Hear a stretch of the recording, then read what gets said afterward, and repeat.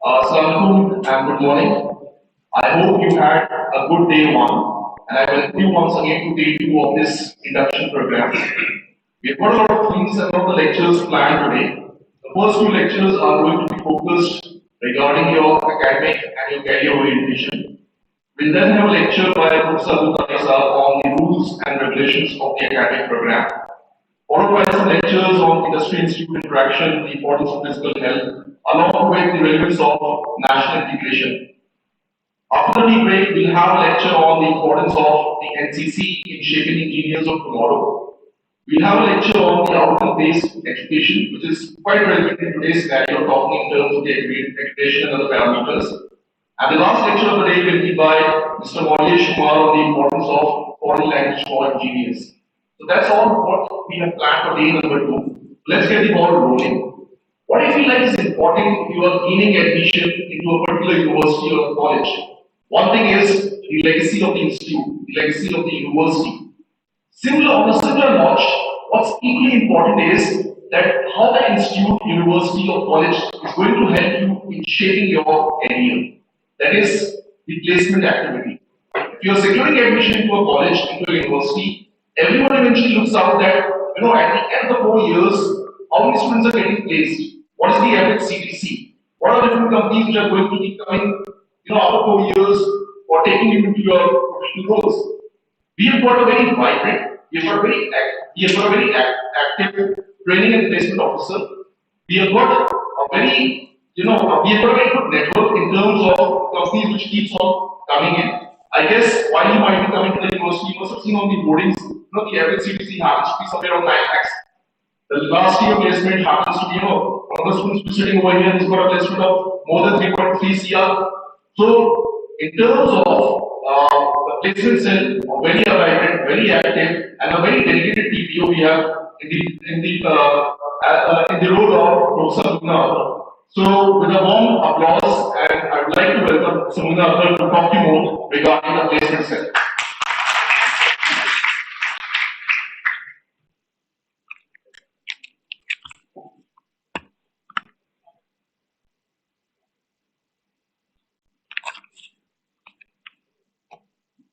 Assalamualaikum and good morning everyone.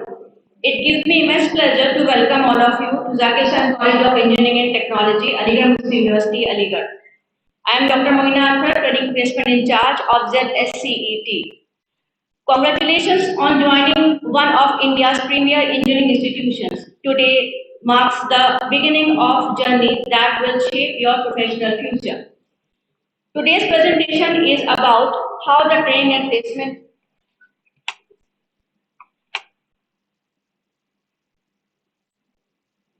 Today's presentation is about how the Training and Placement Office will support you over the next 4 years and what you should start doing from your very first semester to become industry ready.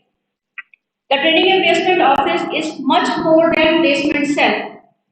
We guide students throughout their engineering journey by organizing career counseling, skill development programs, internships, industrial trainings, campus recruitment drives, industry interactions. No one works alone. Our dedicated team of assistant TPOs work throughout the year to ensure that every student gets the best possible opportunity. Our team comprises of 6 assistant TPOs. Mr. Kajendra Singh Arora, he is also an associate professor in the Department of Electronics Engineering. Dr. Mohammad Shariq, Associate Professor in the Department of Electronics Engineering. Dr. Yasir Azim, Associate Professor in the Department of Applied Chemistry. Dr. Sheikh Zafar Hassan, an Associate Professor in the Department of Petroleum Studies. Dr. Talim Hussain, an Associate Professor in the Department of Mechanical Engineering. And Dr. Farooq Bashir, an Associate Professor in the Department of Civil Engineering.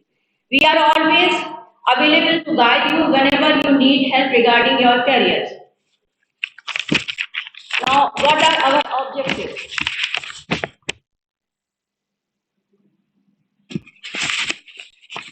Our objectives are very clear. First, to provide equal opportunities to every student, irrespective of branch, background, or gender. Second, to maximize placement opportunities for every eligible student. Third, to invite reputed organizations from India and abroad. We don't believe that only computer engineering students deserve opportunities. Every branch deserves opportunities, and we continuously work towards bringing companies for all disciplines. We prepare students through aptitude, technical preparation, HR interview, group discussion, resume building, and soft skill trainings. We also invite industry experts and alumni so that students understand current industry expectations. Now, placement achievements. Now, let me share some achievements that make us proud.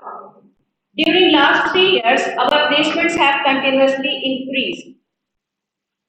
You can see that in the 2023-24, 210 students placed, and 2024-25, 247 students was placed, and in 2025-26, that is in last year, 308 students were placed. This year, more than 300 students were placed, the highest among last 3 years. The average package increased to 8.71 lakhs per annum, and our highest package reached an extraordinary of 3.33 crore per annum. So you see, in 2024, the average salary package was 7.17 lakhs per annum, whereas highest salary was 25.86 lakhs per annum. And in 2024-25, the average salary package was 5.82 lakhs per annum, whereas highest salary package was 19.25 lakhs per annum. And in last year, that is 25-26, the average salary package was 8.71 lakhs per annum, whereas the highest salary package was 3.33 crores per annum. These numbers prove that students from ZCT can compete globally. One of the proudest achievements of last year was that mechanical engineering achieved 100% placement. Almost every individual student was placed. Similarly, electrical engineering also got 80% placement. Please appreciate these departments.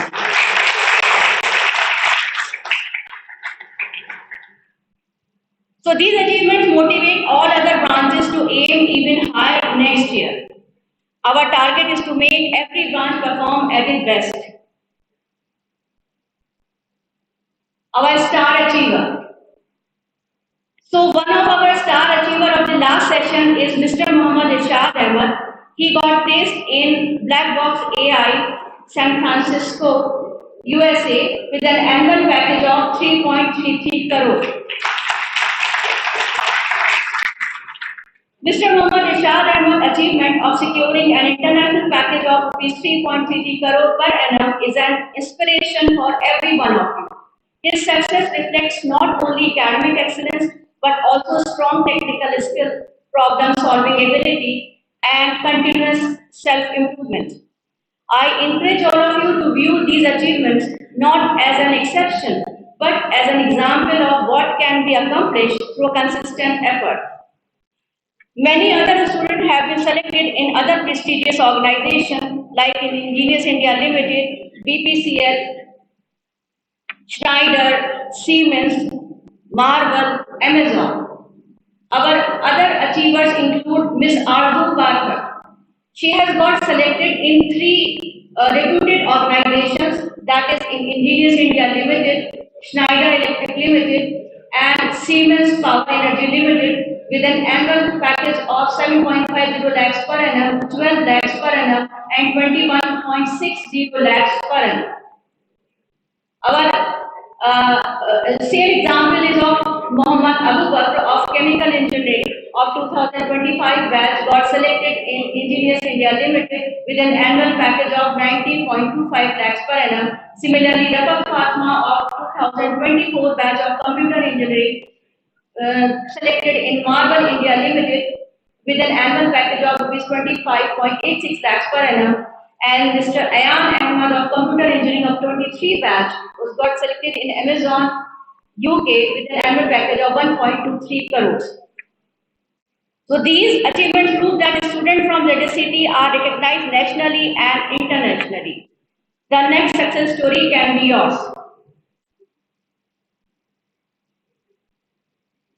Some of our recruiters, prominent recruiters. So every year, leading companies visit our campus.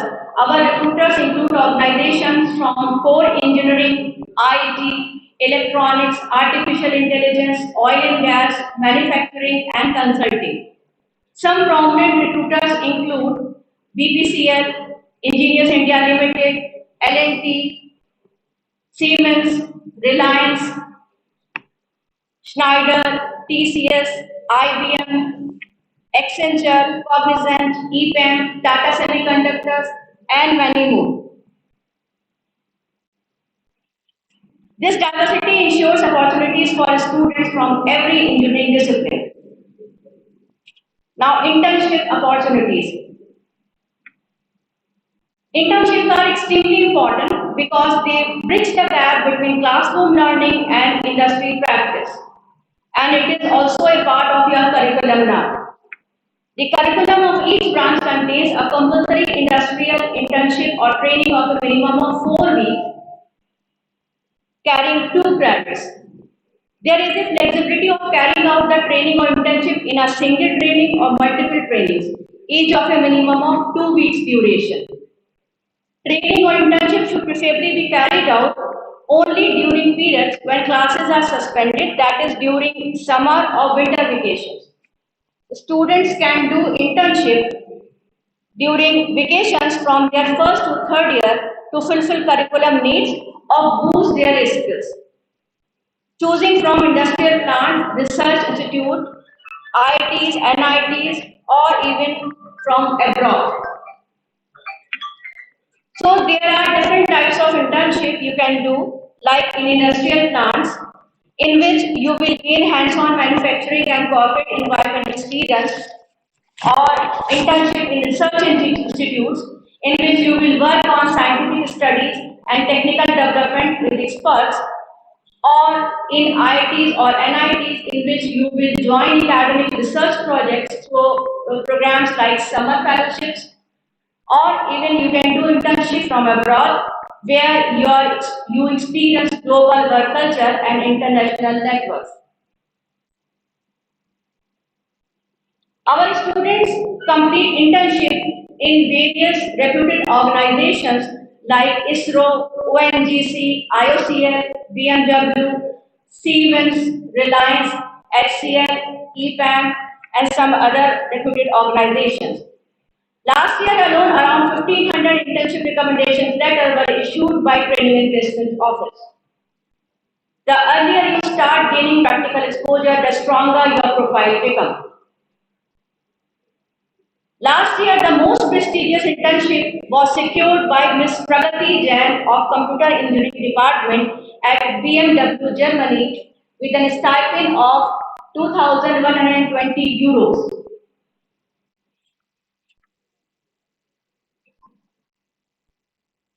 Now let's see how to become industry ready. Today, companies do not recruit students only on the basis of mass. They look for complete professionals. You should develop 3 types of skills. Technical skills, in which you should learn skills like Python, MS Excel, PowerPoint, data analysis, AI, and generative AI tools. Some soft skills, in which you should develop communication skill, leadership skill, teamwork, time management, and critical thinking. Some professional skills, in which you should prepare yourself by building a good resume, creating a LinkedIn profile, practicing aptitude, participating in various hackathons, working on technical projects, and completing internships. Also earn industry certificate relevant to your branch, like computer engineering and AI students can earn certificates in AWS, Microsoft Azure, Google Cloud, Cisco CCNA, Oracle, Google AI. Mechanical engineering students can get certificates in SolidWorks, ANSYS, AutoCAD. Electrical and electronic engineering students can get certificate in PLC, SCADA, MATLAB, and Siemens. Chemical and petrochemical engineering students can get certificates in Aspen ICS, Aspen Plus, and process safety. These certificates make your resume much stronger. The student should also complete at least one industrial internship during 4 years of your program, two technical projects, which is also a part of your curriculum, participate in various hackathon and competitions, industrial visit, and technical paper and poster presentation in various conferences, workshops. So this is my last message for you students. Dear all, your engineering degree is only the beginning. Your success will depend upon your willingness to learn, your discipline, your curiosity, your hard work. Remember, placement begins from the first year, not the final year. Every class, every project, every internship, every technical event, and every new skill contributes towards your future career. The Training Replacement Office is committed to supporting you throughout this journey. On behalf of entire TPO team, I wish you a successful academic life and bright professional career. Thank you and once again welcome to ZSCT family.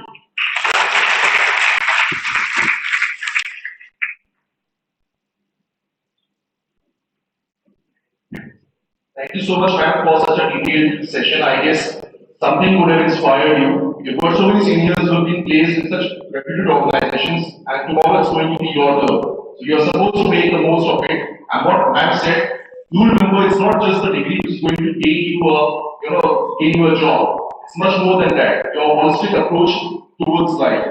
So moving on forward, we've got Mr. Irshad Ahmed with us. He got placed Black Ops AI in San Francisco, USA with a package of 3.3 CR as Sam has just mentioned. So the best is you hear from the boss's mouth, let him share his experiences, let him share that what he has done over the years that have helped him eventually in reaching the place at the zenith where he actually is today. So with a warm round of applause, let's welcome Mr. Irshad.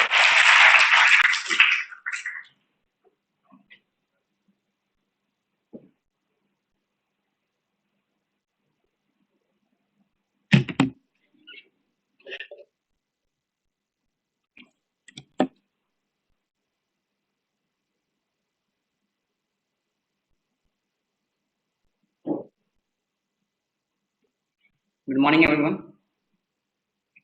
So this is meant to be an interactive session, and so I'll speak for a couple of minutes first, and after that we'll have plenty of time to ask your questions.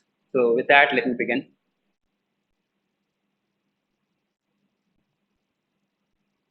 4 years from now, almost everyone in this room will graduate with an engineering degree, but the abilities behind those degrees will be very different.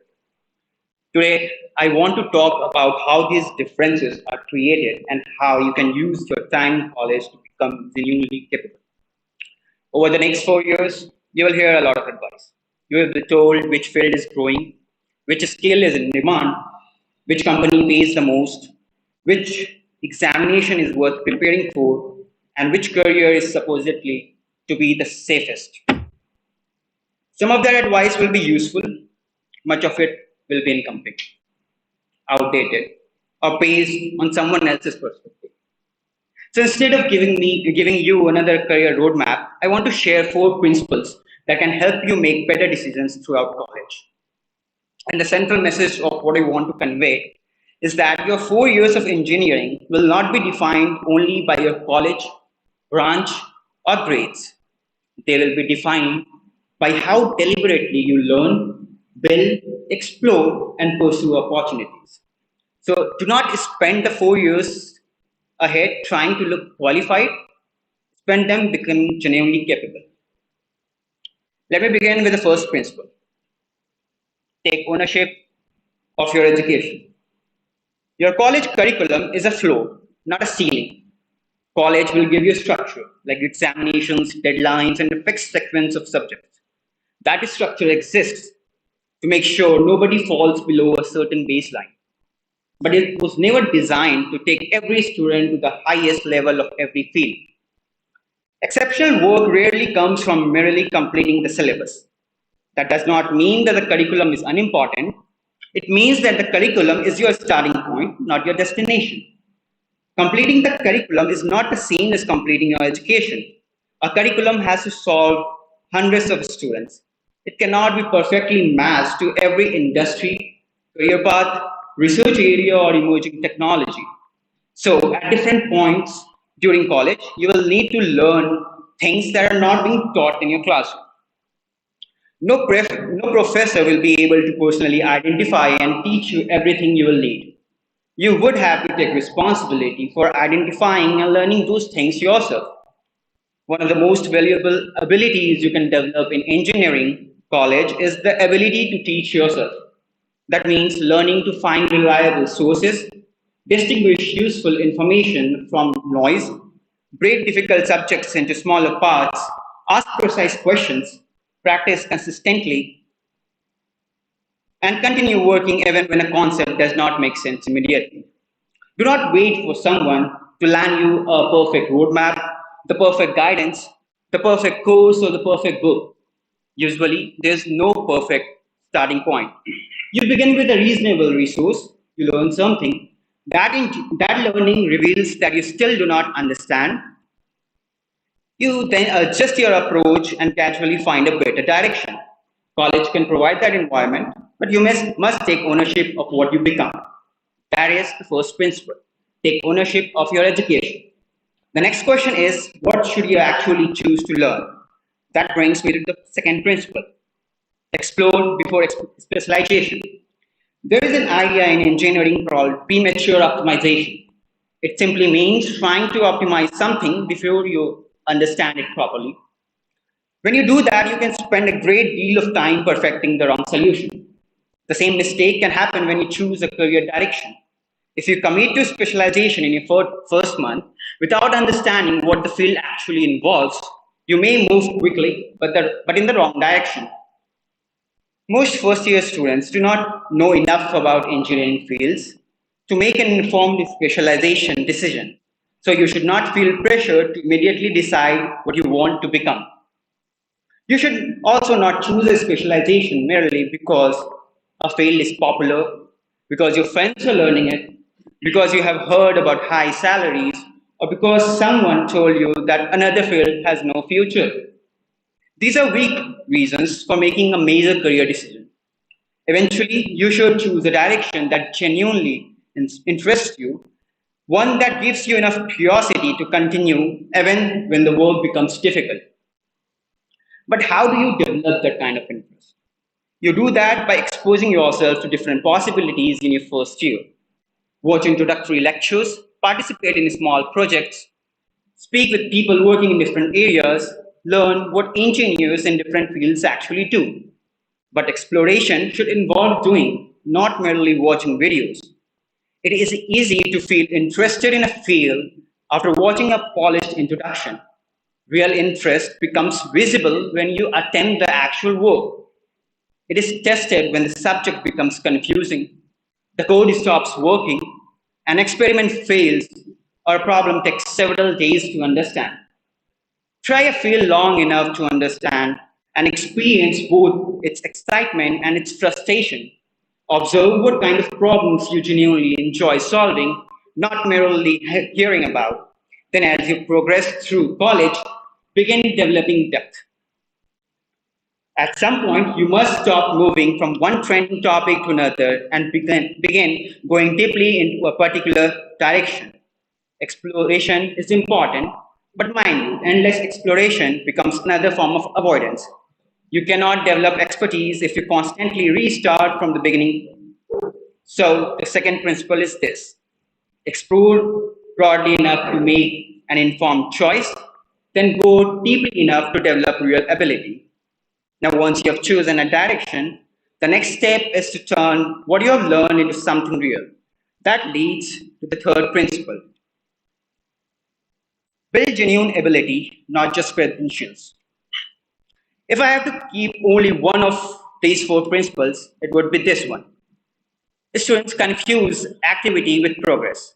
Completing courses, attending workshops, joining clubs, participating in competitions, and earning certificates can all be useful. But these activities are valuable only when they lead to understanding and ability. A certificate shows you completed an activity. It does not necessarily show that you can apply what you learned. A real project does. It shows it shows whether you can take an idea, use it, confront failure, and improve your work. Credentials show that you were exposed to a certain idea. Competence shows what you can actually do with that exposure. That is why practical work matters. When real people use something you have built, it has to work outside the control environment of your laptop. You receive unexpected feedback. People use the system differently from what you imagine. Errors have consequences. You must fix problems, communicate with users, and continue improving the product. A meaningful product, a meaningful project does not need to use the latest technology. It does not need to sound impressive. It does not either needs to become a startup. It should require you to think. You should be able to explain three things clearly. What problem were you trying to solve and why did you choose your approach? What went wrong and how did you respond? And finally, what did you learn and what would you improve if you did it again? That is why a small project solving a genuine problem can teach you more than a complicated project copied from the internet. So remember the third principle. Do not optimize your college life for the appearance of achievement. Optimize it for actual competence. But developing competence is only part of the process. Other people must also be able to discover, understand, and trust what you can do. That brings me to the fourth and final principle. Create opportunities and learn to handle uncertainty. Many students assume that good opportunities automatically reach the most talented people. That is not how it usually works. Talent matters, but talent that nobody can see is easy to overlook. Opportunities often go to capable people who make an effort to become visible.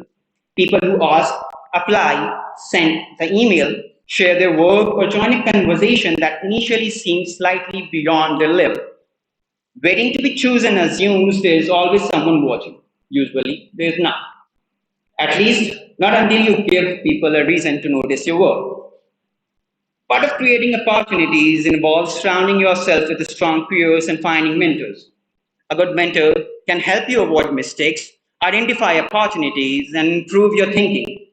But mentorship works best when you have already made an effort and can ask focused questions.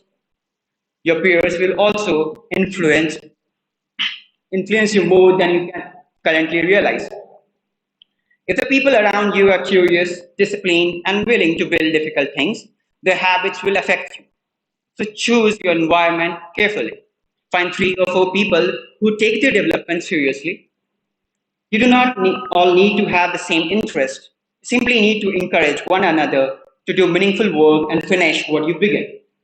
Creating opportunities also means applying before you feel completely ready. That may include internships, research programs, scholarships, competitions, technical teams, or hiring or higher education. Some applications will fail. Some emails will receive no response. Some interviews will go badly. This is the part of the process. Do not treat every rejection as proof that you are not good enough. Sometimes you need stronger skills. Sometimes your application is unclear. Sometimes another person is simply a better match. Sometimes timing and luck play a role. The useful response is to identify what you can improve, work on it, and continue. Learn from the result without allowing it to define you. Rejection should become information, not identity. So the principle is this. Become capable enough to make good use of opportunities, clear enough to communicate what you can offer, and persistent enough to continue when those opportunities do not arrive immediately. Let me conclude. Your degree will matter. Your grades will matter. Your college and branch will influence the opportunities available to you, but they will not completely determine what you become. What will matter most is how deliberately you use the time, resources, people, and freedom available to you. Let me end with this. Your starting point does not completely determine where you can finish. The abilities you develop, the work you produce, the people you learn from, and the opportunities you pursue can change what becomes possible. Thank you.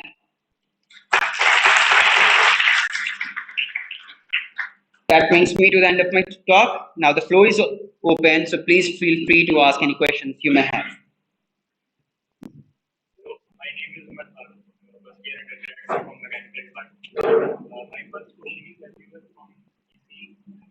So why did you not pursue the other part that LSI or anything?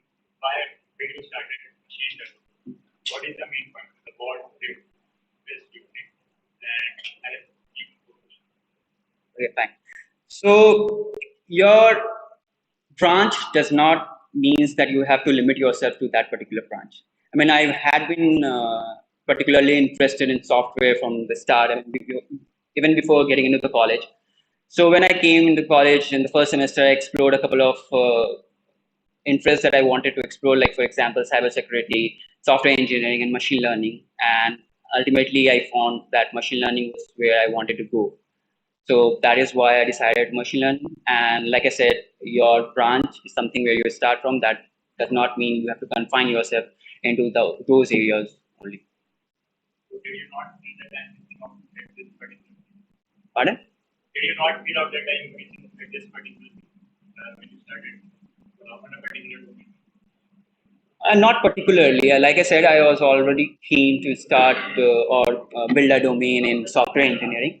So for me, in the first semester, I explored, like I said, I explored a bunch of domains, and I really liked machine learning. Electronics was interesting, but I'll put machine learning above that in my interest group. As if someone is starting right now, there is abundance of resources. So how will someone start like this that particular one? It is a very big. Like I said, it involves deliberate effort from your side as well.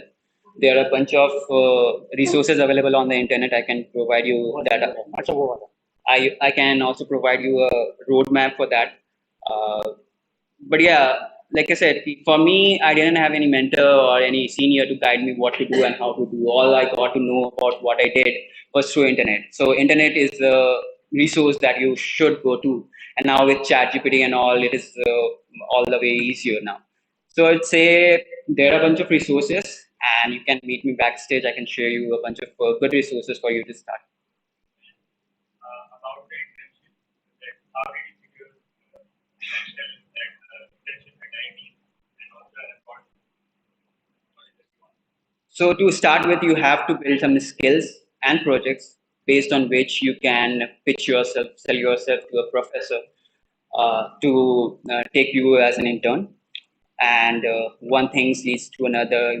Once you get some projects experience and one internship, that leads to another internship, that leads to another internship. So the usual process is a kind of a stepwise process in which you start with acquiring the skills required, making the projects, and then reaching out to people. Now reaching out, there are a bunch of programs on which, I mean, there are a bunch of research programs, and you can also get to know about those on the internet as well. So you can look into that as well. thank you. Yeah. Any other questions? Yeah, go ahead. What set you apart from what differentiated you from the other candidates that were in the process and you landed in such a great offer? Yeah. So there are a bunch of ways in which you can go about finding opportunities like placements and all. One is the traditional method of applying to the job portals, with submitting your resume and all. There are some non-traditional way which works, but you'd have to be very diligent about that. So I didn't took the traditional way. I took an untraditional way and the non-traditional way, which was to kind of build my profile on LinkedIn, Twitter, or X nowadays.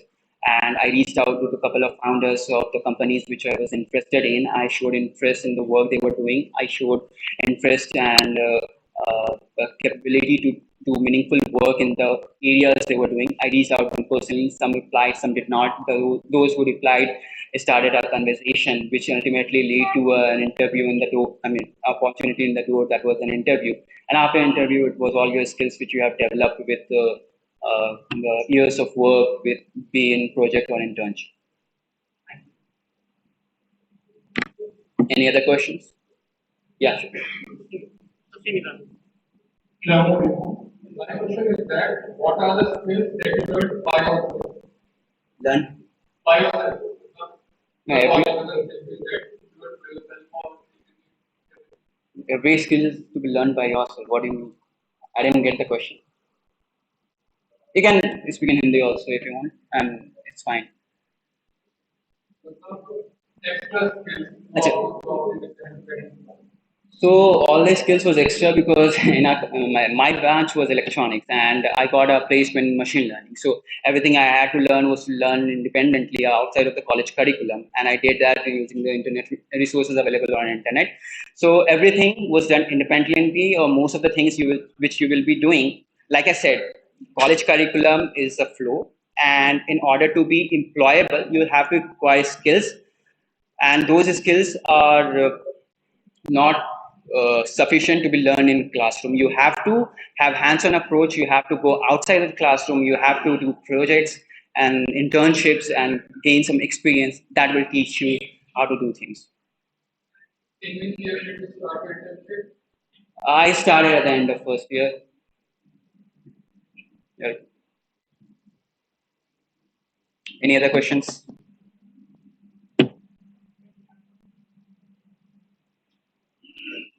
At what point do we know that we are enough to move to the next one? That we have learned enough to have gained enough information because that GPT and everything. It is not a generative AI, still it talks about what we like to listen for. So it will give enough of the resources. So how do we know that we have the resources enough? We are known enough about our aim, and now we can move to the next one so that we are not abandoned in the field of resources and a lot more of ideas, a lot of ideas. We can stick to our part. Correct. See, the perfect moment doesn't arrive. So quit thinking about what would be the best scenario, what would be the perfect plan, what would be the perfect roadmap for me to start over. The main thing which you should aim is that you should have good enough skills that you can start. And when you explore a field, you are, like I said and in my talk, you should be excited enough about that field such that the effort you put in the field surpasses the energy it requires to sustain in that field. And coming to your question about when do you know you are ready? Like I said, you will never know. You just have to take a leap. But yeah, you have to acquire some skills before you can. You have to acquire some skills and explore the domains. And once you feel that yeah, this is the domain I would like to work my 4 years or for my career, you can start from that. And the thing is, key throughout your life, you will stumble upon things which you will realize that it was better you had started this from earlier. But that is not how life works. You'll have to change directions. You will have to adjust your course. The main thing is you have to take a leap of faith, and you have to start. I guess we have just one more question, and then Ishaq will be there along with us. So, whatever queries you can have, you can probably discuss everything. So, one more follow-up question, please. Like you said, you were but your interest was to go to software. So being in a different branch in the we are doing what we do. Pardon, what was the last thing? Like very easy, Uh-huh. right? But you are a person software. So being in a different branch, does it feel like a progress in the software? Yeah, it does. But you have to be deliberate enough to know where you want to go, and then you have to take those responsibilities and accountability uh, to kind of give enough time for your course or the curriculum also, as well as your other explorations of projects which you want to do.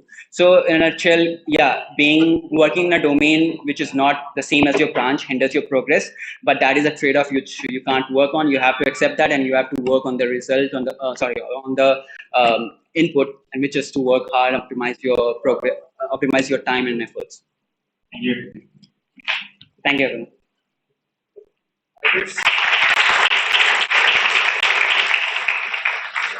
So, I guess that was Ishaq for you. He has shared a lot of things, a lot of practical insights, something I feel like will be useful for you as well. He's going to be there with us, so whatever more queries, whatever more questions, whatever you need to ask, you can eventually ask, but because of the shortage of time, I guess we'll have to move forward. So let me introduce myself right now to you. I'm Dr. Alek now. I'm a associate professor in entrepreneurship development, and I head over the entrepreneurship development cell in the capacity of the coordinator.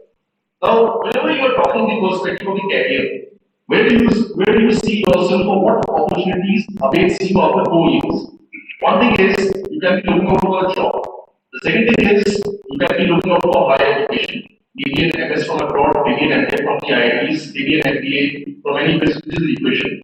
There's a third option available today, and there's no better way in as per today, that has ever been. That is, you can have your own venture. That is, you can start something of your own. That's basically known as entrepreneurship. So this is where the entrepreneurship development cell comes into the picture.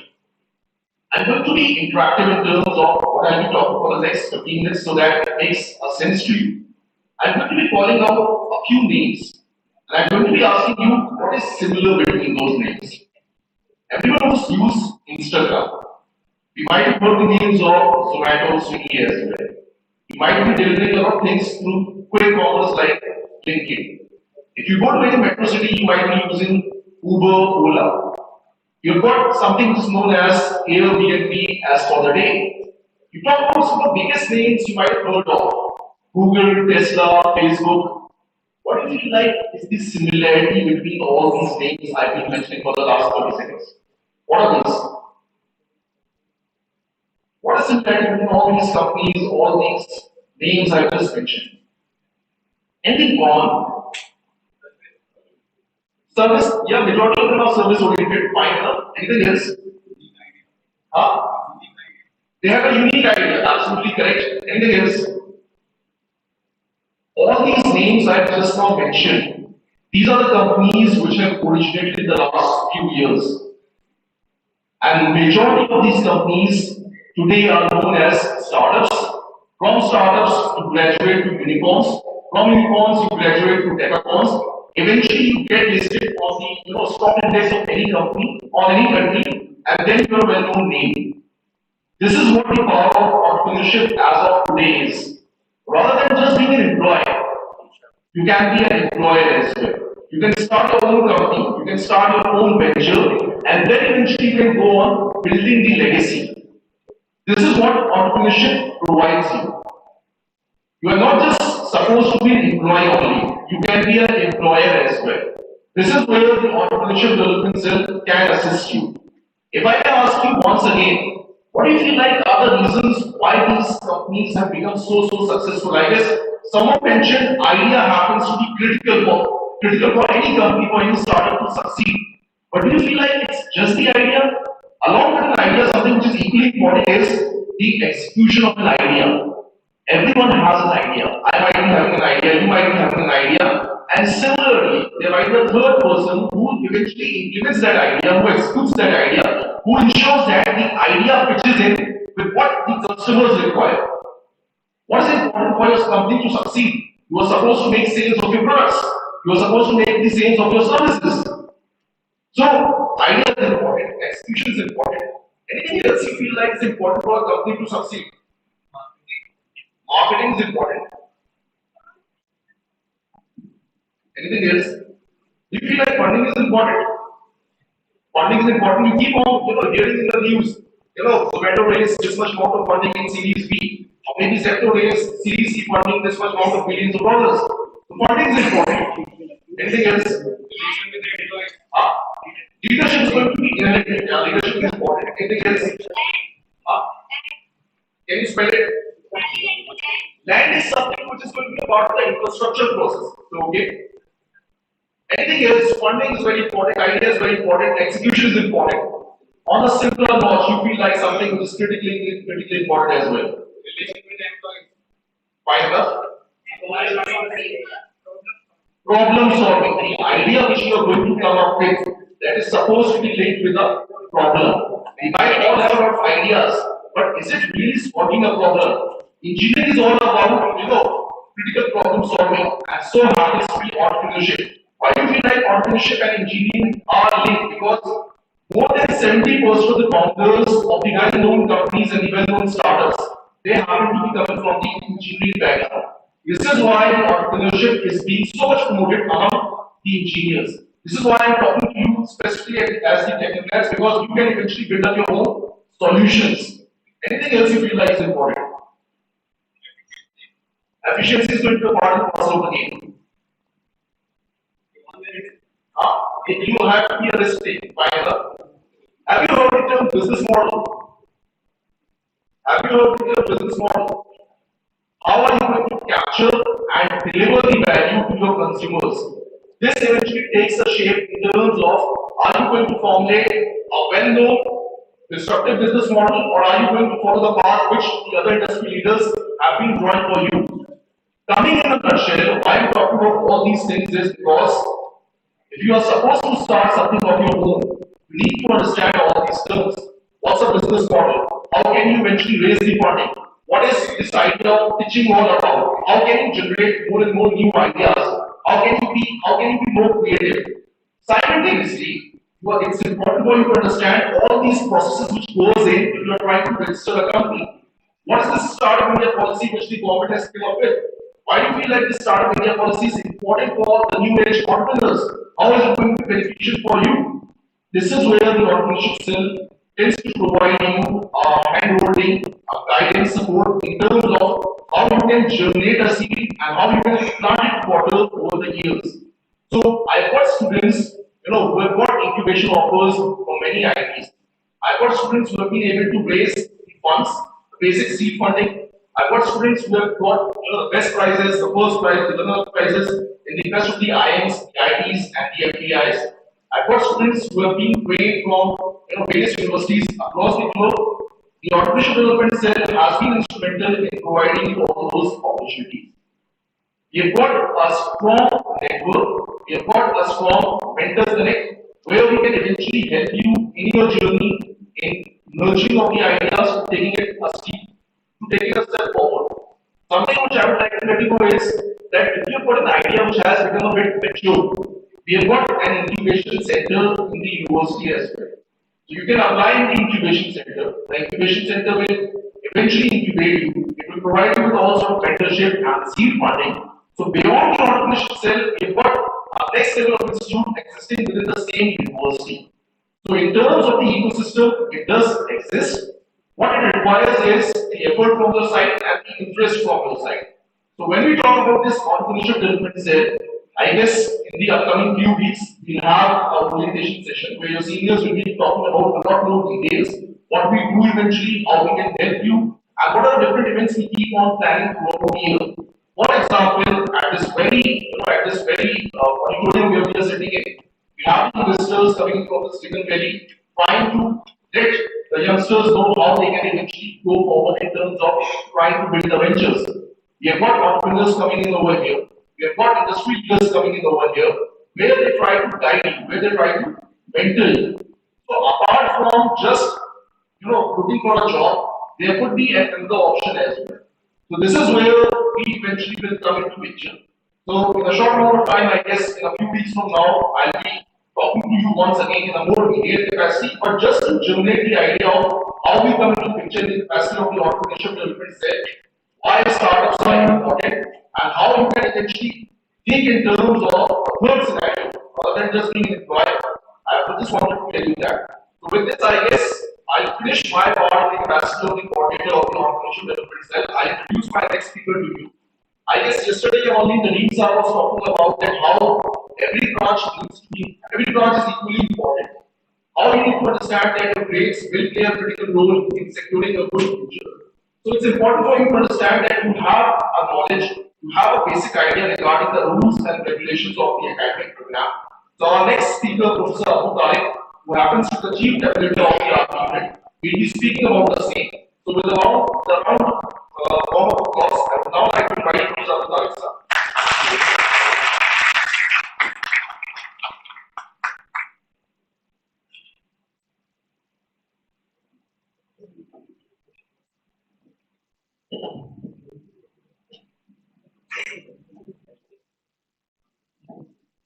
नहीं system minus camera चल रहा है वैसे recording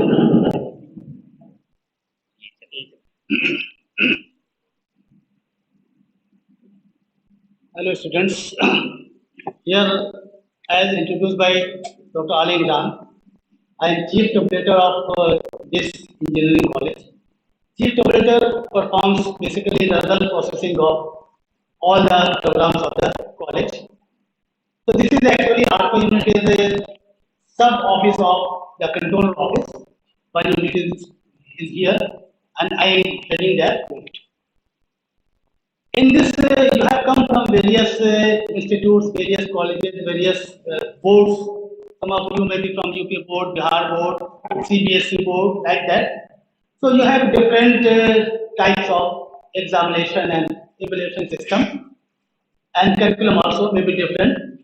Here in engineering college also in BTech and MTech programs we have our own system, our own curriculum, our own examination system, evaluation system, promotion rules, etc.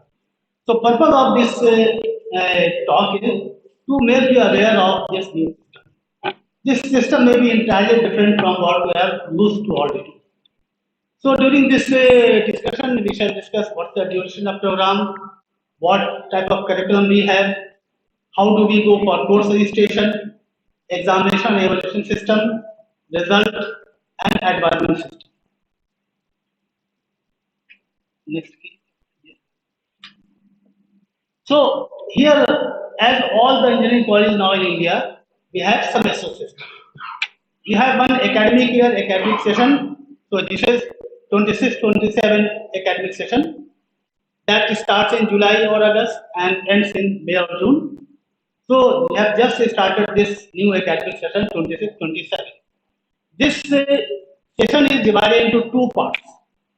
One we call as odd semester, other we call as even semester. So we are in the beginning of odd semester. And both semesters may be approximately of 20 weeks duration that consists of classes, examination, preparation leave, etc. All the things are included. So total you have 20 weeks. So we are in the beginning of odd semester now. Duration of the program, how much time you have to spend here. You know that BTech is a 4-year program, so you have to have 8 semesters. So total 8 semesters and 4 academic years. Similarly, BARS is of 10 consecutive semesters, 10 semesters. So it is 5 academic sessions. MTech and MRs are of 2 academic years. So this is a minimum duration you have to spend here to get the degree of BTech, BARS or MTech. But there is a maximum duration also. For BTech program, 3 extra years are given to complete your BTech program. That is, you can complete the BTech program in the maximum of 7 academic years or a total of 14 semesters. If you fail to earn all the required credits, fulfill all the requirements of graduation, your name will be removed from the college. Similarly, for BARS also, we have 3 extra academic years, 16 semesters, and for MTech, 2 extra years are given. That is, you can complete your MTech program in the maximum of 4 years or 8 consecutive semesters. After that, your name will be removed. Now, in the curriculum that we have here, we follow credit system. Marks, every course that you study will be of 100 marks, but it will carry different credits, and that depends on how much teaching is being imparted in that particular course. So, all the subjects are evaluated on the basis of 100 marks. Credit may be 1, 2, 3, 4, 5 like that. So you can understand that if credit is 1, it is 100 marks course. If credit is 2, it will be actually 200. The total effect on the final percentage will depend on the credit. If it is 3 credit course, you understand you are having a course of 300 marks, like that. There is one formula for which by which we are assigning the credits to a course. One lecture per period. If you have a theory course which has one lecture per period, it will be of 1 credit. If it has 2 lectures per period, it will be 2 credits, like that. Similarly, if you have a theory course which has 2 theory periods and 1 tutorial period, tutorial also carries 1 credit. So you will be having 3 credits assigned to that particular course. In laboratory courses, we have assigned 0.5 credits to each contact period. So if you have 3 periods per each laboratory course, it will be 1.5 credits. So the theory courses that we have may be usually of 3 or 4 credits. Some exceptions may be there, but it is usually of 3 or 4 credits. Similarly, laboratory courses are usually of 1.5 credits or 2 credits. 2 credits because we have 1 tutorial period and 2 laboratory period. So the total credits assigned to laboratory courses either 1.5 or 2. Some cases are exceptions. For example, projects. Number of contact period may be less, but the credits assigned will be more. That depends on how much work you have to do and how much is the weightage of this course in getting the degree of the teacher. So these will be having a different. Otherwise, this formula will hold good for all the theory and laboratory courses. Now the curriculum has been divided into various course categories. Some courses are compulsory and some courses are of elective nature. Compulsory courses are basically having various categories, that is basic science, that is physics, chemistry, mathematics, etc. Then you have engineering, science and arts ESA category, in which you will have some foundation and applied engineering courses. For example, you will be taught something about civil engineering, mechanical engineering, all the students will learn something about all the branches. So these courses belong to ESA category. Then you have humanities and management category, HM category, where we shall teach language, social science, management, etc. Then the program core. Every branch of study will have its own courses that is essential for you to get the degree of that particular branch.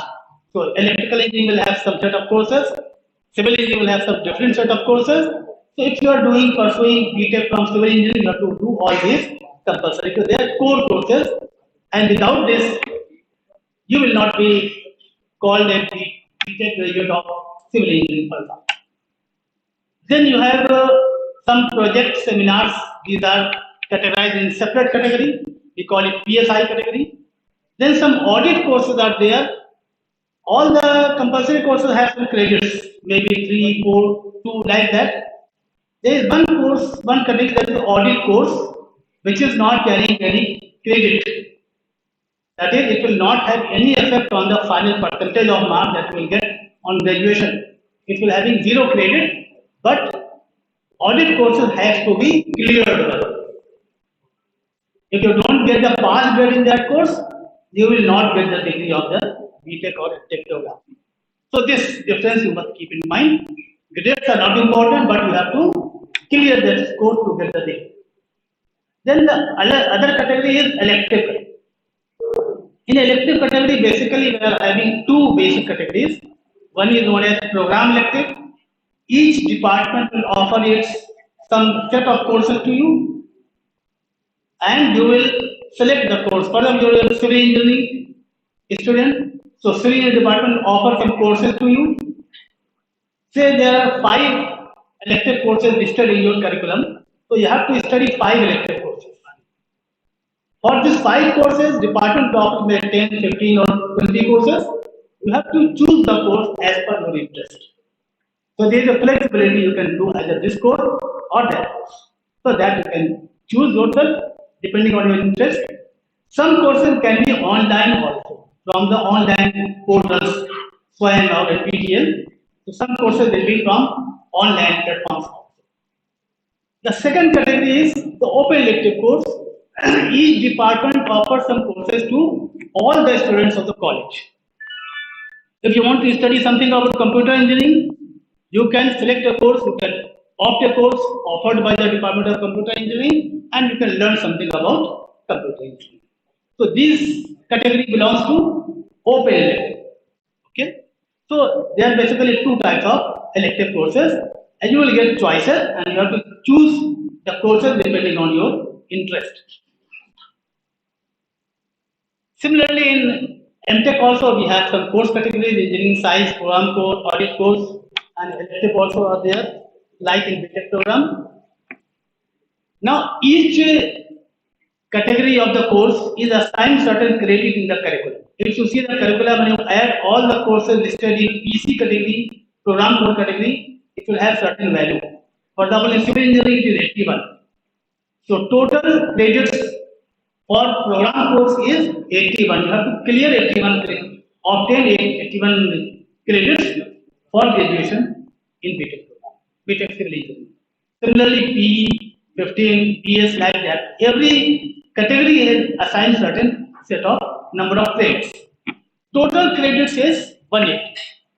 That is to graduate, to get the degree of BTech, you have to earn a total of 180 credits. You have to clear the courses of a total of 180 credits, subject to fulfillment of each category credits.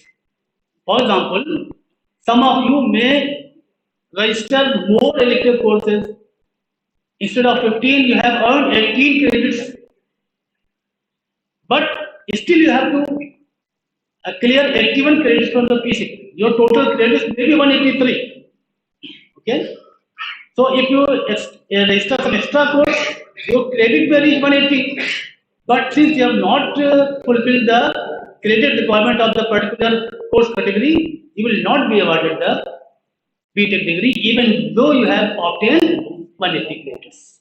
So this thing should be clear to you. Every course category has to be, you have to clear the credits assigned to each course category.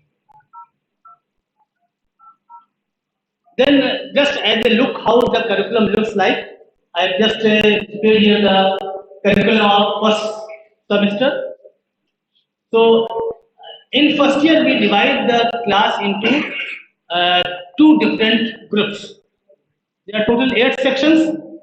So our first group is A1A, A1B, A1C, and A1D. Next group is A1E, F, G, and H.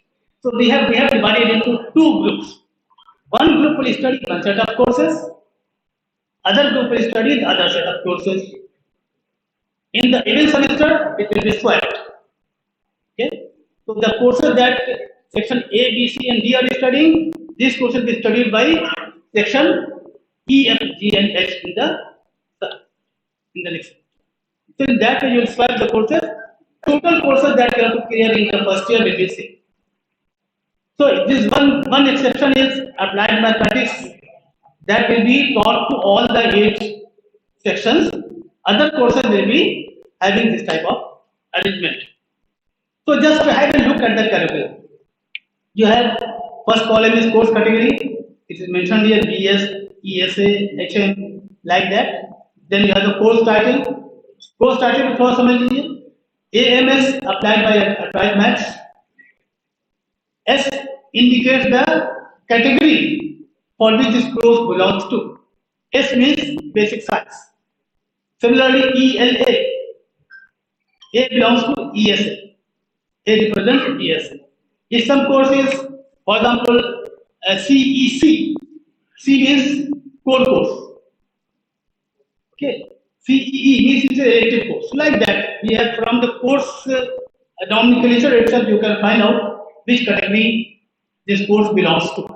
Okay. Then we have the next columns, we have title, and after that content periods, number of lectures, number of tutorials, and number of practical periods.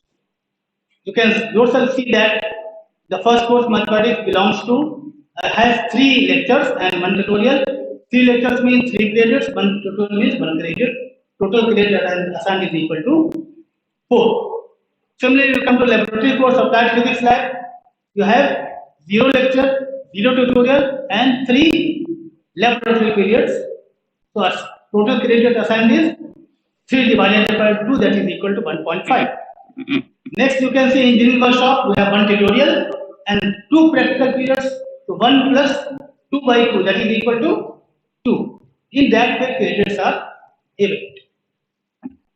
Then you can see that there are 3 components of evaluation. You have coursework, internal examination, and then the end semester examination. Coursework means you have to, I shall discuss in detail in the coming slides. So the total credits listed for first semester is 22.5. Similarly, in the next semester also you have some set of courses. Total credit is 20.5 and total first year credit is equal to 43. Okay. Now coming to class attendance, as yesterday also Dean Saab have very emphasized that the class attendance is important, and here there is a rule that if you don't fulfill the attendance requirement, you will be detained in this particular course. So every course you have to put in the attendance. As per rule, you have to get 75% attendance in each course. There is 10% of relaxation. So 65% is the minimum that you have to put in every course. So if you fail to get this attendance in a particular course, in that course you will be detained. You will not be allowed to sit in the final examination, and you will be awarded F grade or fail grade in that particular course. Next year, you will again register that course, attend the classes, fulfill the attendance requirement, then you will appear the examination.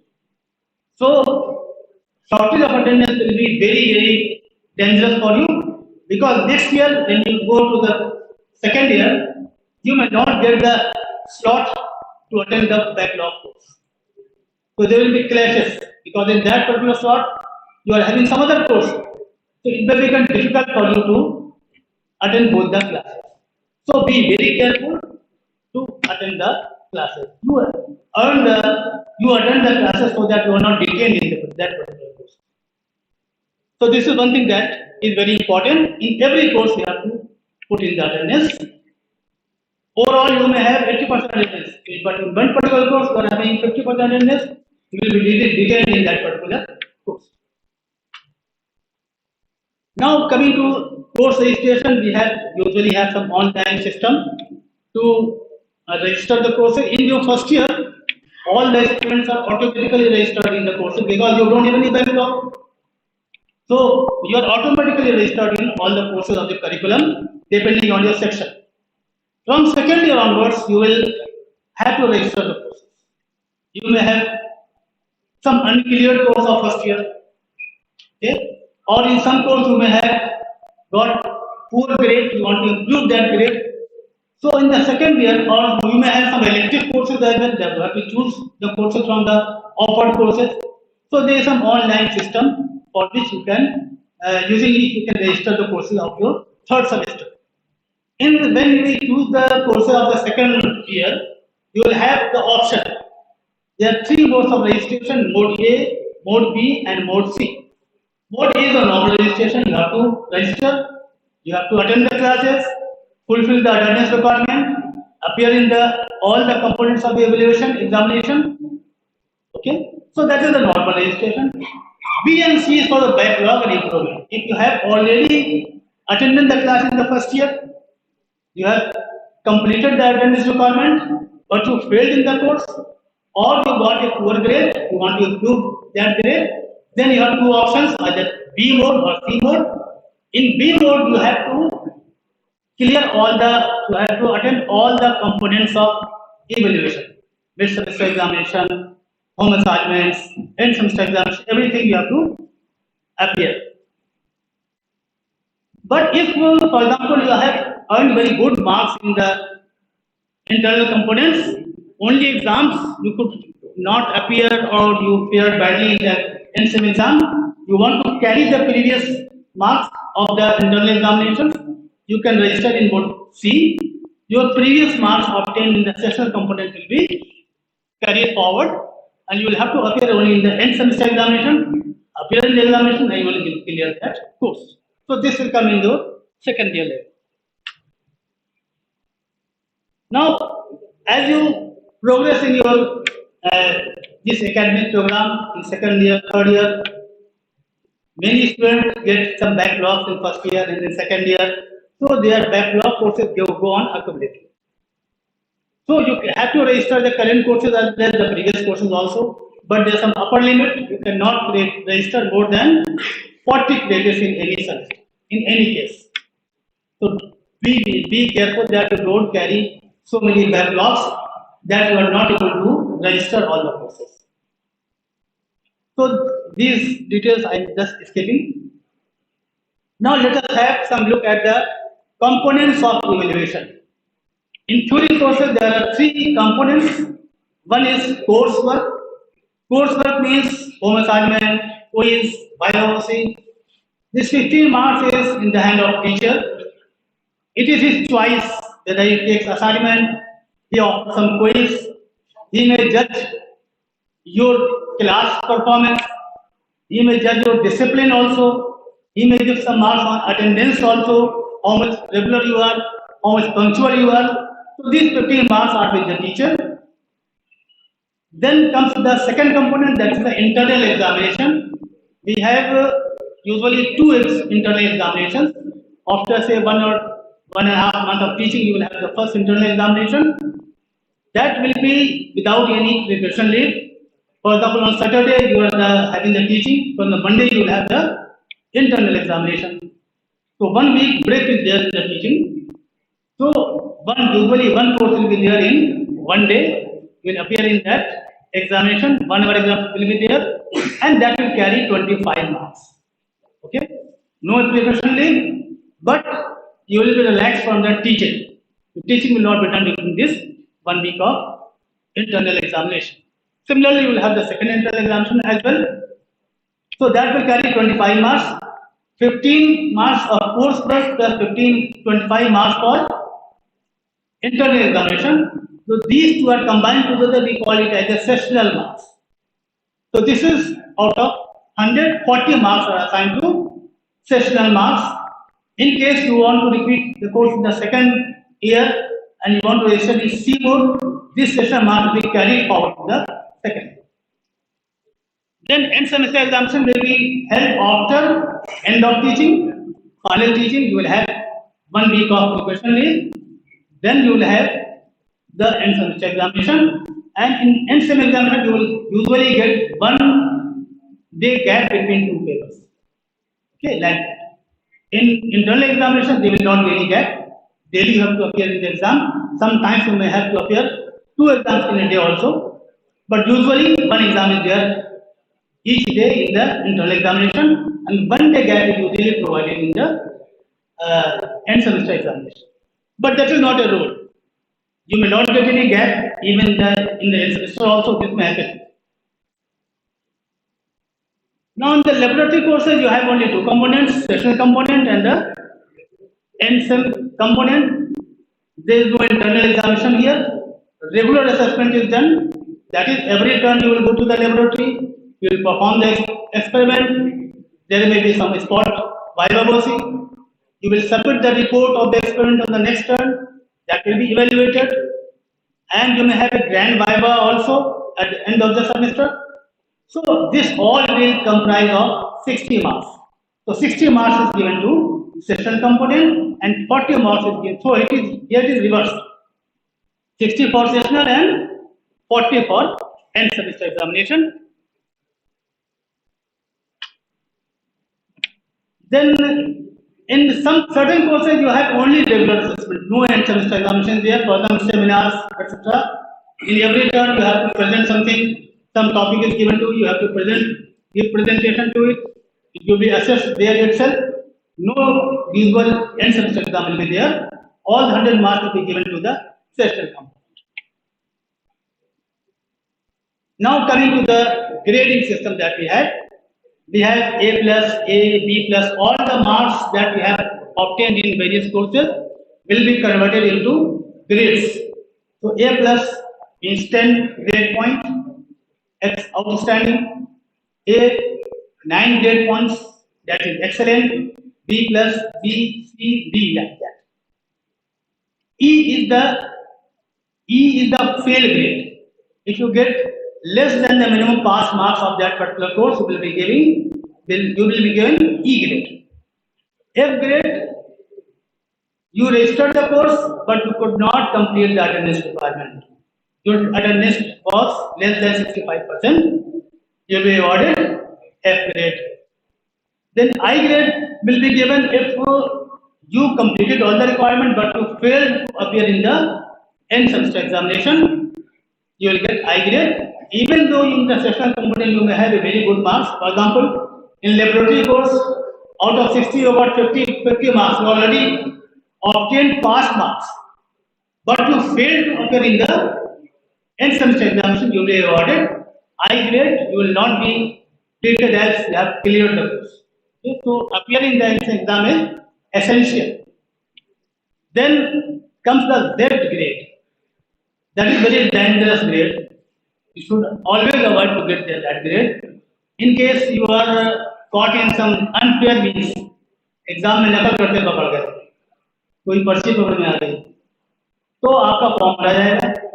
और usually in 100% cases you can say you will be punished. Minimum punishment क्या होता है? 1 semester will be cancelled. You got in unfair means in one paper, but all the examination of that semester will be cancelled, and sometimes the whole academic year is cancelled. So be very careful that you don't go for this unfair means. Aligarh में एक चीज है कि नकल करते जो पकड़ गया वो नहीं बचता. बाकी हर चीज में माफी तलाफी हो जाती है. नकल करते पकड़ ले गए तो फिर उसमें माफी नहीं.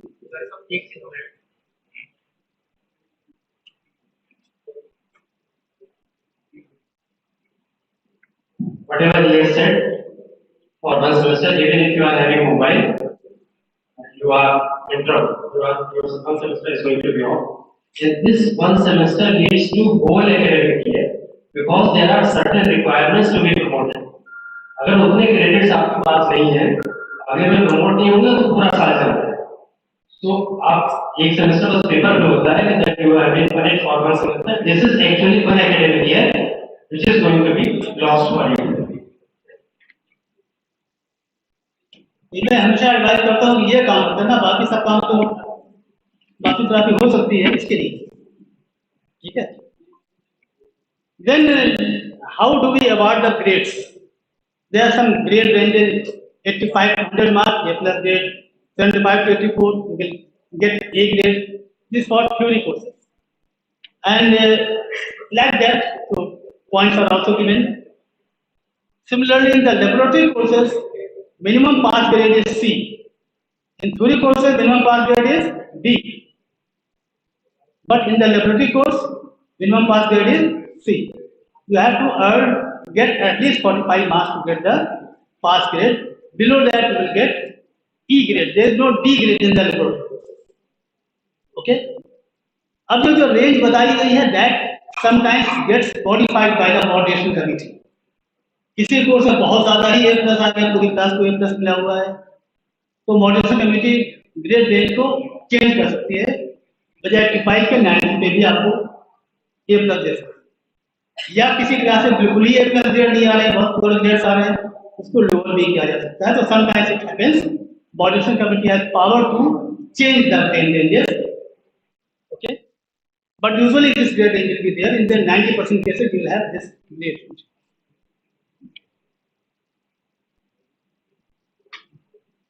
Now, earned credit. There are some terminologies that you must be aware of. One is earned credit, that is EC. If you obtain a pass grade in a course, C grade, D grade and above in the case of theory course, and C or above grade in the laboratory course. You have cleared the course and you have earned the credit that is assigned to that particular course. एक course का आपने C grade से पास कर लिया, आपका 4 period का course था, 4 period में अर्न कर लिया. ऐसे अर्न करते करते या प्रोपेडेंसी पहुंच जाएंगे, you will be awarded the degree of BT. So this is meaning of earned credit. And then from SGPA, the semester grade point average. That is the average of credit weighted average of grade points of all the courses registered in that particular semester. एक semester में जो भी registration करा रहे हैं आप, चाहे वो रेगुलर कोर्स हो चाहे बैकलॉग हो, सारे रजिस्टर्ड कोर्सेज का आप क्रेडिट देखिए और ग्रेड पॉइंट देखिए, कितना आपने ग्रेड इसमें अर्न किया. फॉर एग्जाम्पल एक 4 ग्रेड का कोर्स था और उसमें आपने A+ ग्रेड लाया. A+ means 10 grade point, 4 into 10 40. So total grade point of that course is 40. So like that, to just calculate all the grade points, add them up and divide it by the total registered credits. That will give you the semester grade point average. We also call it SPI. So this is what is meaning of SGPA. Now the cumulative grade point average, CGPA, as its name suggests, you have to the total cumulative grade points earned in all the courses registered since admission. First year second year जितने course पढ़े हैं तुमने सबको आपने उसी फॉर्मूले से C1 G1 plus C2 G2 आपको कैलकुलेट करना है and you have to divide the total courses credits registered. So you will get the total CGPA. Some courses you may repeat, some backlogs, some improvement. So if you have multiple registration for a particular course, then the best grade obtained in that particular course will be considered for calculation of CGPA. For example, in some course you got C grade, next time you registered for improvement, you want to get better grade, you registered again, but you got D grade. So in your semester grade point, that D grade will be there, SGPA. But in CGPA, your previous grade, that was a better grade, that will be considered. Okay, so that even if you fail in that course, the better grade will be considered for calculation of CGPA. But the semester grade point average will take the current grade obtained in that course. Okay, is this clear?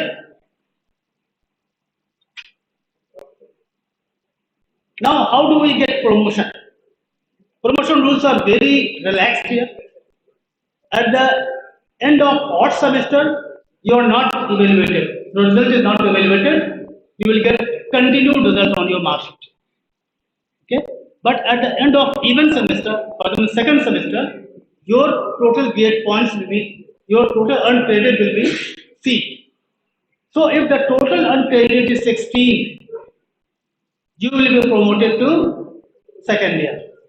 Out of 43 credits, if you clear 16 credits, you will be promoted to second year, and the remaining credits you have to earn in the second year or third year, wherever you want.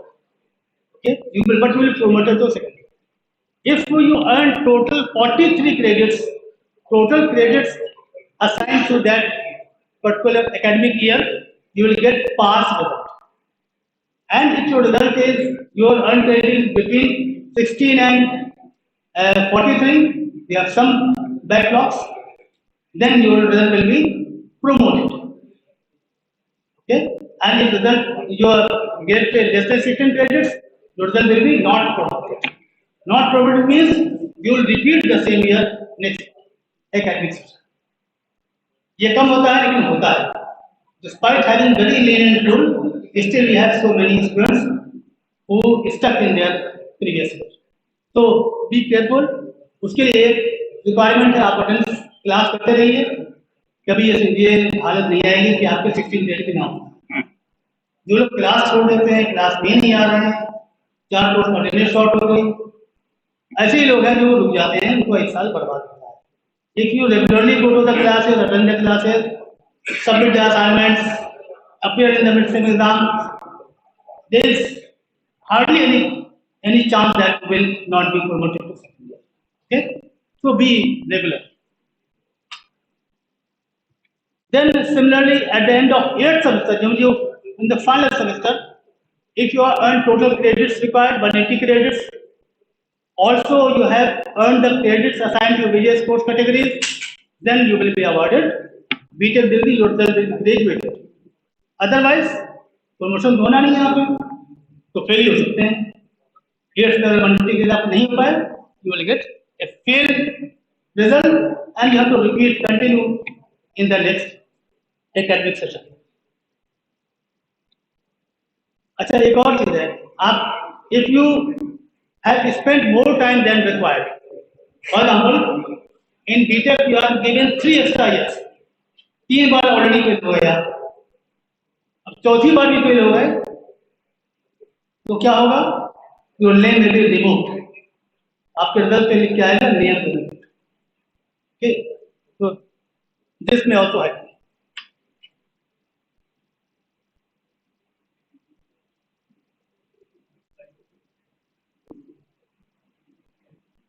Now, after 8th semester of your program, your division is ascertained. First division with honors, if you have CGPA more than 8.5, between 6.5 and 8.5 you get first division. Below that you will get second division. There is no third division. If below 6.5 you will get second division. And equivalent percentage you can calculate by simply multiplying your CGPA by 10. If you have 10 CGPA, you have 100%. 9 CGPA, 90%. Simple. Now ranks and position. At the end of even semester, we declare ranks.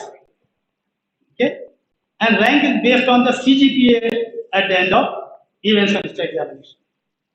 But there are certain conditions that you must fulfill. That the student should have, don't have any break in their studies. यानी आपने अगर मान लीजिए कि first year में आपने अगर drop कर दिया, नेक्स्ट ईयर फिर फर्स्ट ईयर ज्वाइन कर लिया, आप कर सकते हैं और बहुत अच्छे ग्रेड भी ला सकते हैं, 10 CPI भी ला सकते हैं, but you will not get any rank. तो रैंक के लिए जरूरी है कि you have to be regular और कोई ब्रेक स्टडी में नहीं होना चाहिए. नंबर 2, सारे कोर्सेज को शेड्यूल टाइम पे पास करना है. करिकुलम में जहाँ पे लिस्टेड है वहीं पे पास करना है. आपने एक कोर्स को ड्रॉप कर दिया, अगले साल पास कर लेंगे तो पास तो कर लेंगे, ग्रेड भी मिल जाएगा, CGPA भी बन जाएगी, लेकिन रैंक लिस्ट से आप आउट हो जाएंगे. ठीक है, और कोई किसी मिस आपको कोई एक्शन ना हुआ हो, डिसिप्लिनरी एक्शन ना हुआ हो, ये सब कंडीशन है आपको फुलफिल करना पड़ेगा. और इम्प्रूवमेंट ना दिया आपको, आपके किसी कोर्स में आपका बी ग्रेड आ गया, आपने कहा कि अगले बार ये ले आएंगे, ले आ सकते हैं, बिल्कुल कर सकते हैं, लेकिन रैंक लिस्ट से आप आउट हो जाते हैं. तो रैंक अगर आप चाहते हैं कि आपको रैंक मिले, then you have to don't have to appear in improve. तो this one condition that you must fulfil. बाद लोग ये नहीं जानते हैं और यूं ही बढ़ देते हैं, कोई इम्प्रूवमेंट कर देते हैं, क्या पता है बाद में even though they have 10 CGPA, but they don't get any rank. So that is, you must keep in mind. So at the end of final semester, 2 types of ranks are given. One, the departmental rank, BTech civil engineering, first, second, third rank will be given. और एक overall rank होगी सारे branches का मिलाकर, जो सबसे ज्यादा जिसकी CGPA होगी, he will be awarded the first overall rank. तो आप में से कोई स्टूडेंट 2 मेडल भी पा सकता है, और जो फर्स्ट रैंक पाता है उसे गोल्ड मेडल अवार्ड किया जाता है इन द कन्वोकेशन से. Now one more thing that is very pertinent, that change of branch. एक प्रोविजन है जो सेकेंड ईयर में हम लोग ब्रांच चेंज का एक ऑफर देते हैं based on the performance of your first year. तो फर्स्ट ईयर में अगर आपके मार्क्स अच्छे हैं तो आप अपनी ब्रांच चेंज करा सकते हैं. तो उसमें लेकिन कुछ कंडीशन है, you should have all the courses clear. किसी कोर्स में अगर आप फेल हो गए तो आप ब्रांच चेंज के लिए एलिजिबल नहीं है। नंबर 2, आपकी CGPA 7.5 से अबव होनी चाहिए, तभी आपको ब्रांच चेंज के लिए कंसीडर किया जाएगा। एक और थर्ड कंडीशन जो यहाँ पे हमने डिस्कस नहीं किया है बट दैट इज इम्पोर्टेंट, अगर आपके ब्रांच में लड़के कम है, स्टूडेंट्स कम है, less than 70% of the approved intake, आप 10 CGPA लाकर भी आप ब्रांच चेंज नहीं करा पाएंगे। आपके ब्रांच चेंज के नतीजे में आपके ब्रांच में number of students should not fall below 70% of the approved intake. कभी होता है, बहुत दिल टूटता है बच्चे का, जब वो बहुत अच्छा मार्क्स लाता है उसको ब्रांचेस डिनाई करती है। अब यहाँ पे अभी फैसला कर लीजिए कि आपको कंटिन्यू करना है नहीं करना है। जैसे कल जी साहब ने बताया कि हर ब्रांच अच्छी है, मेहनत करना होता है, एक्सेल करिएगा तो हर ब्रांच में आप अच्छी जॉब भी पा सकते हैं, अच्छा परफॉर्म कर सकते हैं। कोई ब्रांच ऐसी बुरी नहीं है। और ये अभी जो ब्रांच बहुत अच्छी है, 4 साल बाद वो खराब भी हो सकती है जॉब के पॉइंट ऑफ व्यू से। तो ये 4 साल में सिचुएशन बदल भी जाती है और डिसहर्टन होने की जरूरत नहीं कि आपको ये ब्रांच नहीं मिल पाई। जिस ब्रांच के लिए आप रो रहे हैं, होता है 4 साल के बाद उस ब्रांच वाले रो रहे हैं। ये हम लोग के साथ हुआ है। When I admitted to BTech program, civil engineering was at number 1. But when we passed after 5 years, 4 years, that was at the bottom. तो ये हो जाता है कभी, तो बहुत ज़्यादा एक्सपीरियंस मत दीजिए। जो ब्रांच के लिए तो मेहनत करिए, और ये रूल्स मैंने आपको बता दिए। और नहीं पसंद है ब्रांच, आपको नहीं करना है, you go somewhere else. It is better not to wait for the branch change in the second year.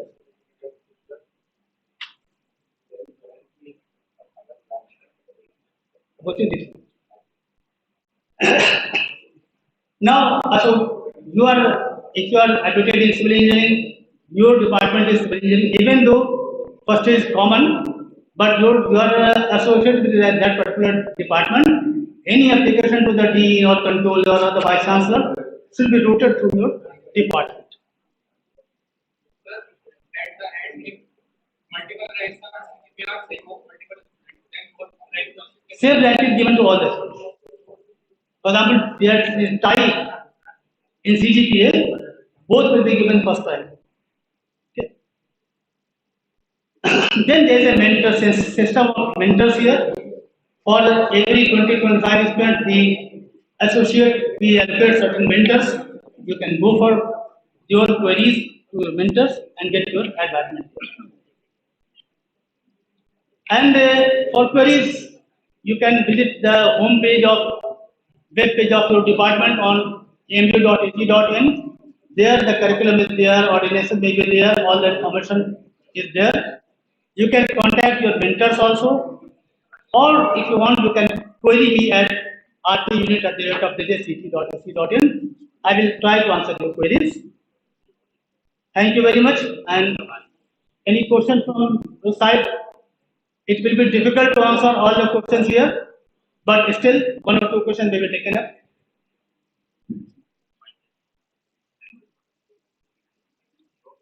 The forum is open. If you want to if you want to ask any queries, I guess that is here. It is the best person to answer any questions you have. Anything important to your rules, regulations, your academic curriculum, your academic program, you have the opportunity right now.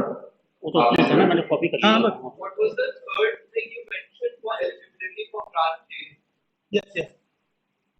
Third thing was that in the branch you are admitted. For example, there are 100 seats in that branch, but at the same time of branch change, only 65 students are there, or for example 75 students are there. So only 5 students will be allowed to change the branch. It should not fall below 70%. Already अगर उसमें 65 है, out of 165 students मौजूद हैं, तो किसी को भी branch change नहीं की जाएगी, चाहे वो 10 से जीपीए को ला जाए।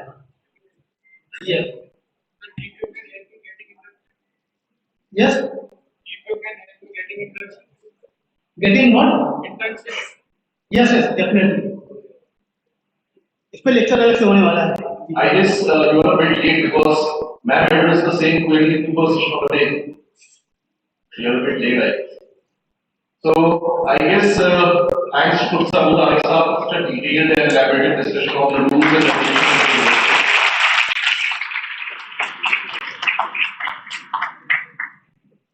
We'll change the gears a bit. I guess since yesterday we have been talking, we have been having a lot of discussions regarding the technical inputs, the technical domain of the engineering side. The next lecture happens to be correlated to the social fabric, the society we live in, the importance of the national integration and secularism. We've got a very learned and experienced speaker with us. We have been joined by Professor Asma Sir, who has served the capacity of the Dean, Faculty of Social Sciences, who has been the chairman of the Department of Political Science. He'll be elaborating, discussing on the role of national integration and secularism. So with these words, with a round of applause, may I invite Professor Asma Sir.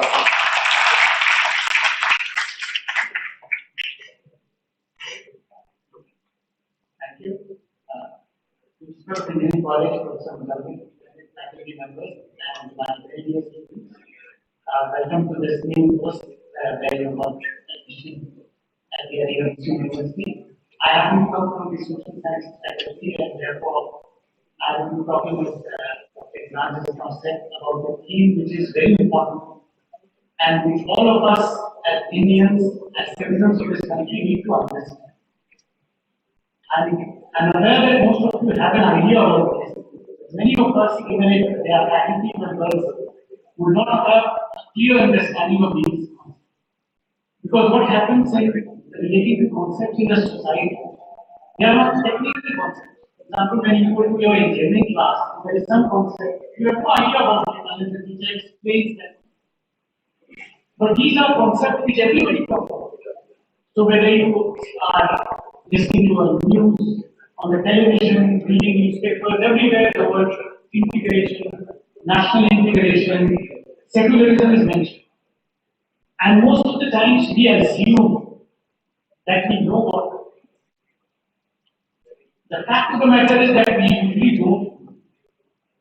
Or we have some kind of a receipt with this. We listen to people, political leaders, people around us, and then we make a picture of that idea now. Is that actually this people? And that is how we respond to those. So my job in this short period would be to just clarify what these concepts mean and how important they are. The first concept which we need to talk about is national integration. Now it is very self-explanatory. When you say national integration, integration means integrating the nation. But what it actually means, you see, in social sciences, the meaning of any term is understood with reference to the context of its evolution.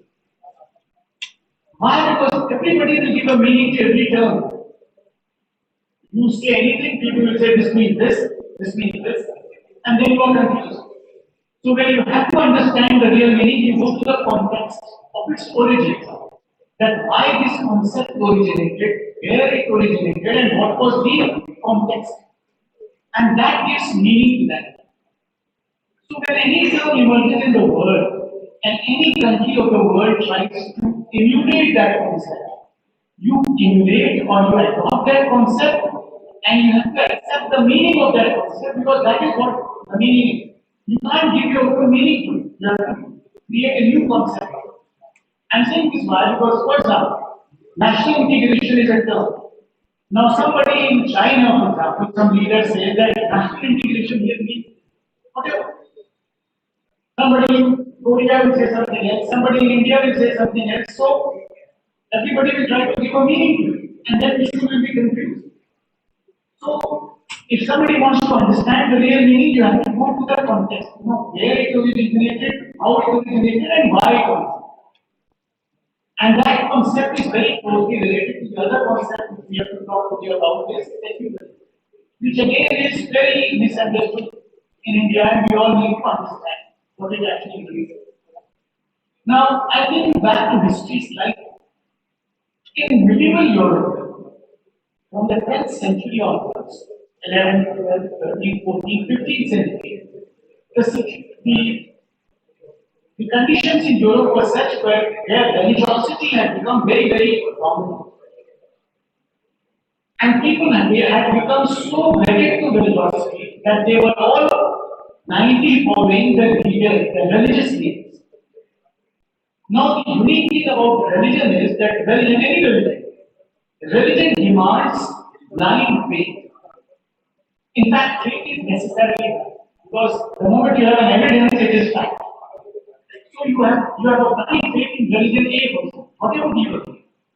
So that gives an added advantage to the religious leaders who claim to be the leaders of the religion. Because if those people are not responsible, they can misuse your faith and mislead you to things which are undesirable because they have your unconditional support. Your support these people who are your religious leaders. And since you are having a faith that is blind, so whatever they say, you don't analyze it. You don't critically try to understand it. You just follow it. And then they start, after some time, it happens in our country.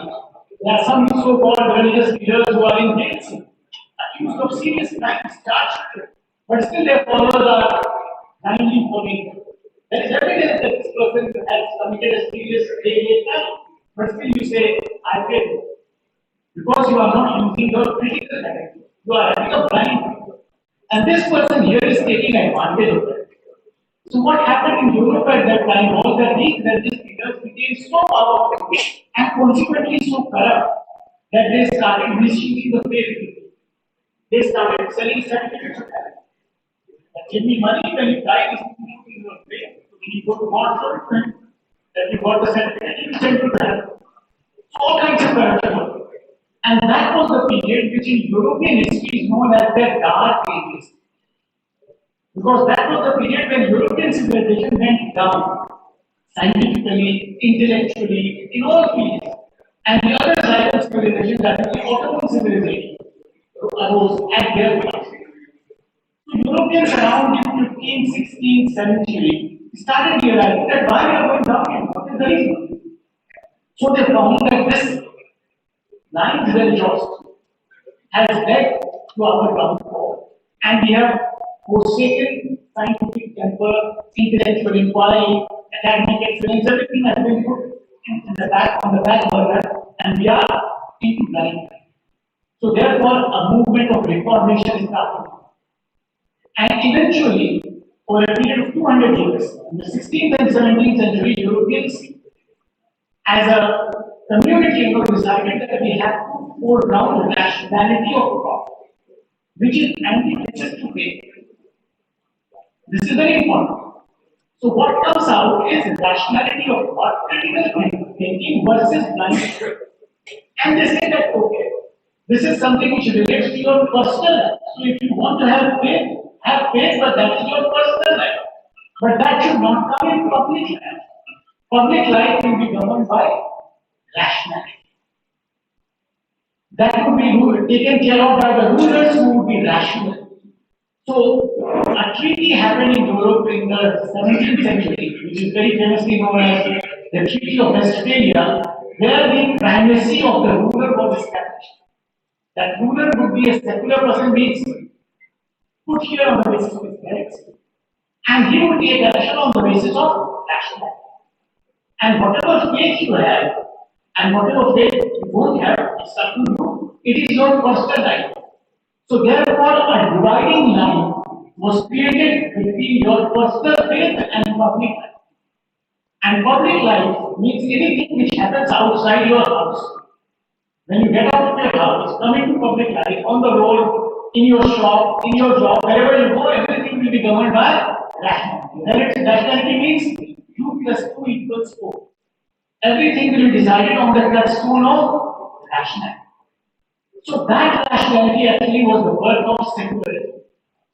So what does secularism mean? Secularism means rationality of thought. It is not a simple term which in India people reduce it to. Secularism means something anti-religious. Secularism means separation of religion and politics. No, that is the consequence of secularism. The main thing is rationality of thought. So what people realized on the European continent and what led to their progress across centuries from the 16th century onward was this idea of rationality of thought, which was made the primary idea in the public sphere and which till today is the guiding principle of the whole Western civilization. So if today the Western civilization is dominant, and any other country which aspires to be dominant has to emulate that spirit of rationality of thought. You will not get any example anywhere in the world where any civilization or country has progressed not following this principle. So secularism becomes the primary principle. Now in India, what happened that politicians of all hues, for their own vested interests, reduced it to a political circle. Some are saying it is secularism, some say it is pseudo-secularism, some say it is imported from outside, some say it was inserted from the backbone in the constitution. All these are useless. Secularism forms the basic feature of the Constitution of India. The Supreme Court, through its judgment, has reiterated that you cannot throw out secularism from the Constitution. Why? Because it is not only one word, it is the spirit of the Constitution. Why is it logically social agenda? Why is the spirit of the Constitution? Because you look at any article of the Constitution, every word in the Constitution is based on this principle of rationality. Nothing is based on anybody's faith. Nothing is based on anybody's suggestion. Everything is rational. No article in the Constitution is such which will not come to your rational thinking. Read it, you will understand. It's not. It is rational. So rationalism is the essence of the Constitution. Rationalism is the essence of a democratic governance. So if you want, or any country wants to create integration in its society, it has to follow this principle of rationality. Why do you advocate actually on national integration? Now, integration, if you want all of you to integrate here, assume that this is the whole country and you all belong to different castes, communities, regions, languages, whatever. You are all different. But still, there is something which unites all of us. What is that something? That something is the idea of integration. That we are all Indians. That is a psychological, a cultural, a historical concept. And how that idea comes out? That idea comes out because we all, as people, have been living together on this land for centuries. We have shared the same history. We have shared the same trials, tribulations, triumphs, all kinds of. So by living together for centuries, there is something psychological, social, cultural which develops, which links all of you together. And that is the spirit of integration. Now there is another confusion which is created quite often in the press in India. A lot of people say that integration means assimilation. Matlab, all of you should become uniform. You all wear white shirts, or whatever color shirts, you all wear the same clothes, you are all same in every possible way, and that will create unity in India. There is a suggestion by some people. Now that is again a mistaken concept which has been tried in different parts of the world and which Europeans and Westerners have come to understand over a period of time is that diversity or variety in any society is not its weakness. It is its strength. So therefore, and again when you go to the context of the story, you realize that integration or the meaning of integration is not people leaving aside their own uniqueness, but it actually means coming together while retaining your distinctiveness as people. So, for example, you are a class here, and there are people who are having different linguistic skills. So, your class is much richer because there are some people who speak Bengali, some speak Malayalam, some speak, say, Tamil or whatever, and the other class is having people who all speak one language. Whatever it be, it could be English or Hindi, whatever. So their skills are limited. Even if it could be the language that everybody needs, likes, the rest making. And this class has more quality because it has more diversity. There are more skills and to come together. So that diversity is something which actually approximates to the real meaning of integration. So when any country integrates, this idea of integration has actually come again from the West. And it has been, and the West exponent of that idea is the American society, which is supposed to be a society where all kinds of people from all over the world are coming. In fact, America is a country of immigrants. When you go across the landscape of America, you will not find the original people because they've all been pushed from the margins and most of them have been killed.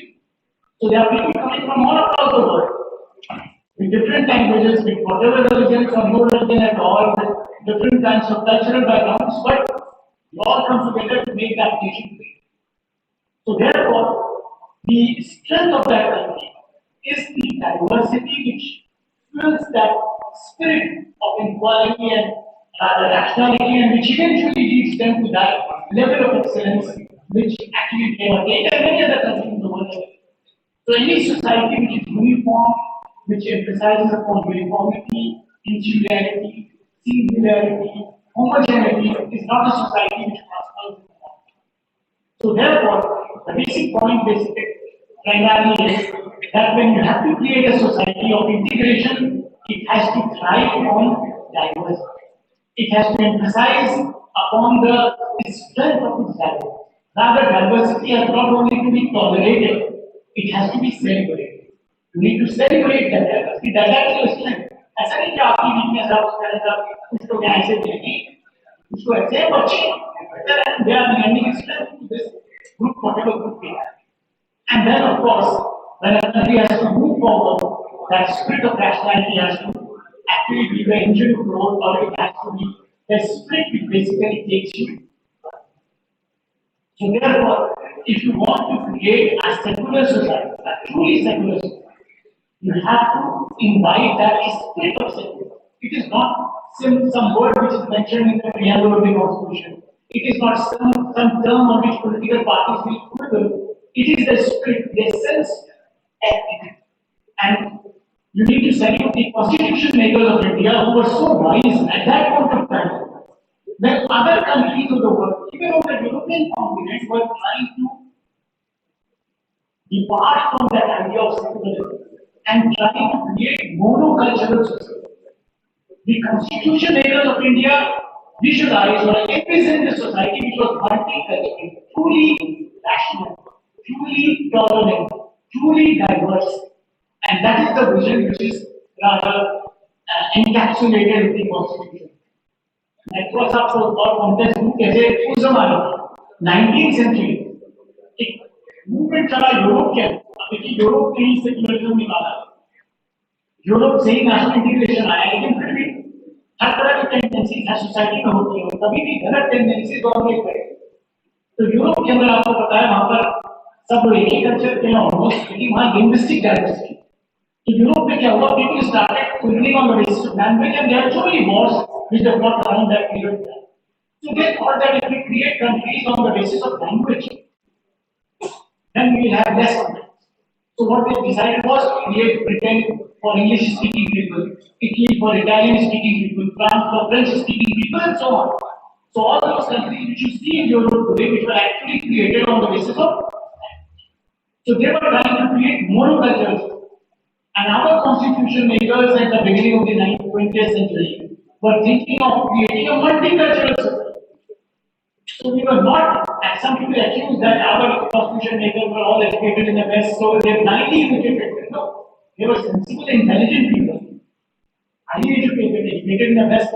Nevertheless, highly educated people, and therefore they visualized for India a future which no other country at that point of time, except for America, was visualizing the 20th century, a multicultural, vibrant, diverse society. And that forms the basis of the essence of the Constitution. So therefore, as young students, you should not be having any doubts about how the Constitution of India was made, why these ideas were enshrined in the Constitution of India. You should not have any doubts about those basic principles which are there in the preamble of the Constitution, which have been created and held by the Supreme Court of India as basic features of the Constitution of India. They are time-tested principles. Your job as youngsters is to take that forward, to invite that spirit, not be misled by what you look at on WhatsApp and other social media platforms. Try to go and read these. Look at the original source. Look at the critical commentaries also. Look at scholars from around the world who have given commentaries on that, and then form your own. And then think that even if you are a technocrat, eventually as an engineer or whatever one becomes, you are all enrolled in engineering course, so you are obviously going to be engineers. You will be doing a technical work, but you are all part of the nation. And you all have a responsibility to contribute to the nation. So our contribution cannot be there if we are very insular, we are only thinking about ourselves, about our careers, about our jobs, about our packages. They are fine, which everybody thinks about. But there are very big, larger social questions, issues which confront the society, issues which confront the country. And how will you respond to these issues? Then you have that spirit of secularism in your mind, that rationality of thought, that weapon of rationality. So you will look at everything from your own rational perspective. Why should you listen to what I am saying? You have your own mind, you are an educated person, try to apply your mind and then decide on issue. Rather than being misled by one person or the other, one political party or the other, because they have all their own vested interest. So when the youth of the country are rational, when they are logical, when they are looking at things critically, that is the biggest check on powers that we. Because political power is a very corrupting instrument. It is actually a very intoxicating element also. There is a very famous saying you might have heard somewhere of God saying that power corrupts and absolute power corrupts absolute. Actually, this is an understatement. Power intoxicates. And it intoxicates you more than any other intoxicant in the world. You start thinking that you are infinite, you are beyond the world, you can do anything. And that is all at the cost of it. So if the people of the country, whichever country you are Indians fortunately, so whatever country you are in, if people of the country and youngsters of the country have that spirit of rationality in them, and they are constantly opening that rational window in their minds, the powers that we can never take you for granted. They can never misuse the trust which you impose in them and put them in those citadels of power. Because power is basically a responsibility. It is not a license to do whatever one wants. But if you people close your eyes, you are not concerned about what is happening in the country. You don't have or you don't feel any social obligation or responsibility. You all think politics is something bad. That is something which these people who are in power, they like. They want you all to be engaged in something. So the other final point which I would like to make is that students and youngsters should never think that politics is a bad word. Because politics has been defined wrongly to you. You all have come to understand that politics is bad. Why? Because you think that all bad things, whatever are happening in the society, they are being given the name of politics. What is politics? Politics is your social response. Politics is your response to your life. How can you escape life? But there are two aspects to your life. One is your life in your household. After that, parents हैं, सब कुछ घर में होना ठीक है. But when you get out of your house and start acting as a citizen, politics starts. Because now your actions are affecting other human beings. So you have to be very cautious. If you are doing something wrong, it affects us wrongly. If you are doing something good, it affects us positive. I'll give you a very simple example. आप engineer बनते हैं, अभी civil engineer की बात होती है. Of course, you are not good. You are a civil engineer. You deliberately construct a bridge, which mostly you see in India. वे बारिश के बाद गिर जाता है. आपने पैसे खा लिए. गलत. आपको आता है.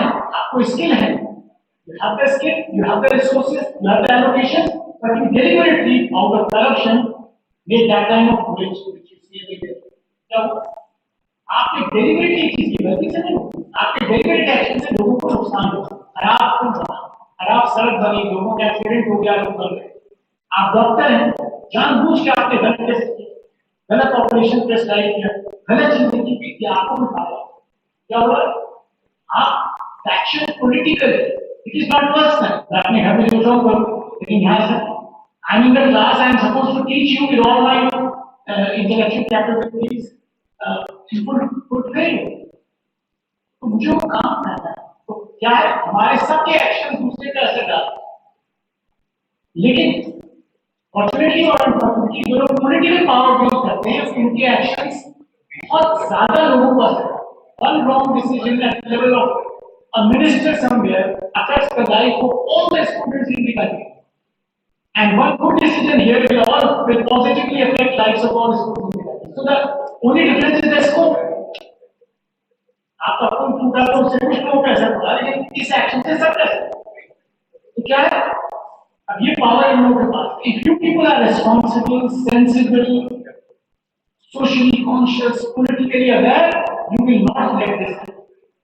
And they also know that you are not conscious, so they will use their power very responsibly. So democracy is a very difficult form of power. Fine, you are free to do whatever you want, but it is a great responsibility. So freedom brings a lot of responsibility. The responsibility is on you.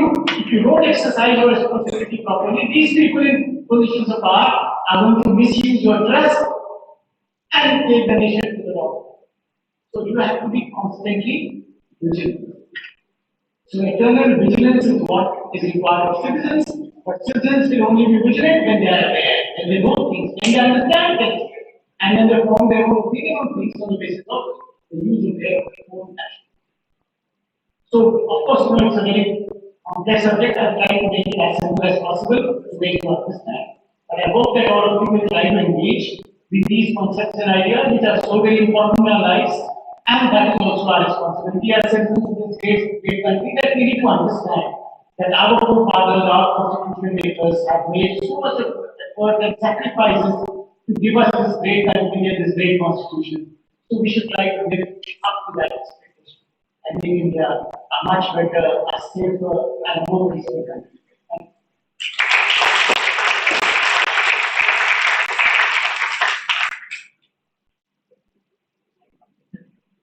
Thank you so much, sir, for such a delightful and intriguing lecture. It's always a pleasure listening to Professor Asma sir, who touched upon the topic of the spirit of rationality, our responsibility as citizens, and how we can actually play a role in making this society a much better place to live in. We'll shift the gears once again. I guess up to now back I was talking in the context of the incubation, the idea of how if you're having a startup you can move ahead further. So in the same line, we are going to have the next lecture. The next lecture is going to be focused on the industry institute interaction and the ecosystem that exists at ANU. We have got a learned person. We have got Professor Zhcet with us. He is a professor in the Department of Mechanical Engineering. He also serves in the capacity of the director of the ANU Innovation Foundation. If you're talking about industry, if you're talking about how the institute comes in, and what ecosystem exists at ANU. So with these words and the round of applause, let's welcome Professor.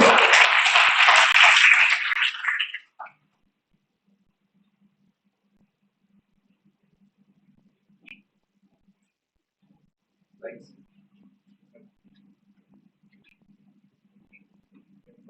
Pen drive मैंने लगा दी।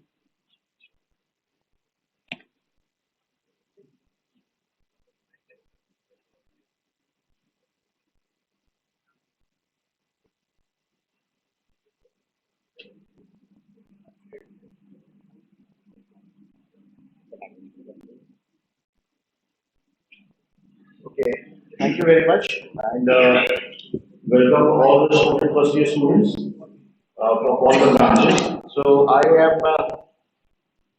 am Professor Khairandar, and I will be giving the lecture on the industry institute interaction and the ANU ecosystem. So, but how the industry institute interaction is basically planned right now at our college and ANU. So I am the director of, apart from the being professor at mechanical engineering, I am the director of ANU, and I am also the member of Innovation Council at the University Incubation Center. So at the start, I would like to just briefly describe how things work. So, for example, if you are working in a lab, in a project, or doing something in the labs, so the first part is that you develop some research. You do some research, and you develop something or some innovation you perform, and you have a certain idea or something like that. Any product you have.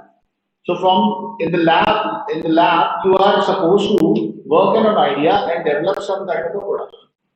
And now this product, before going to market, there is a cycle, which we call as a commercialization cycle.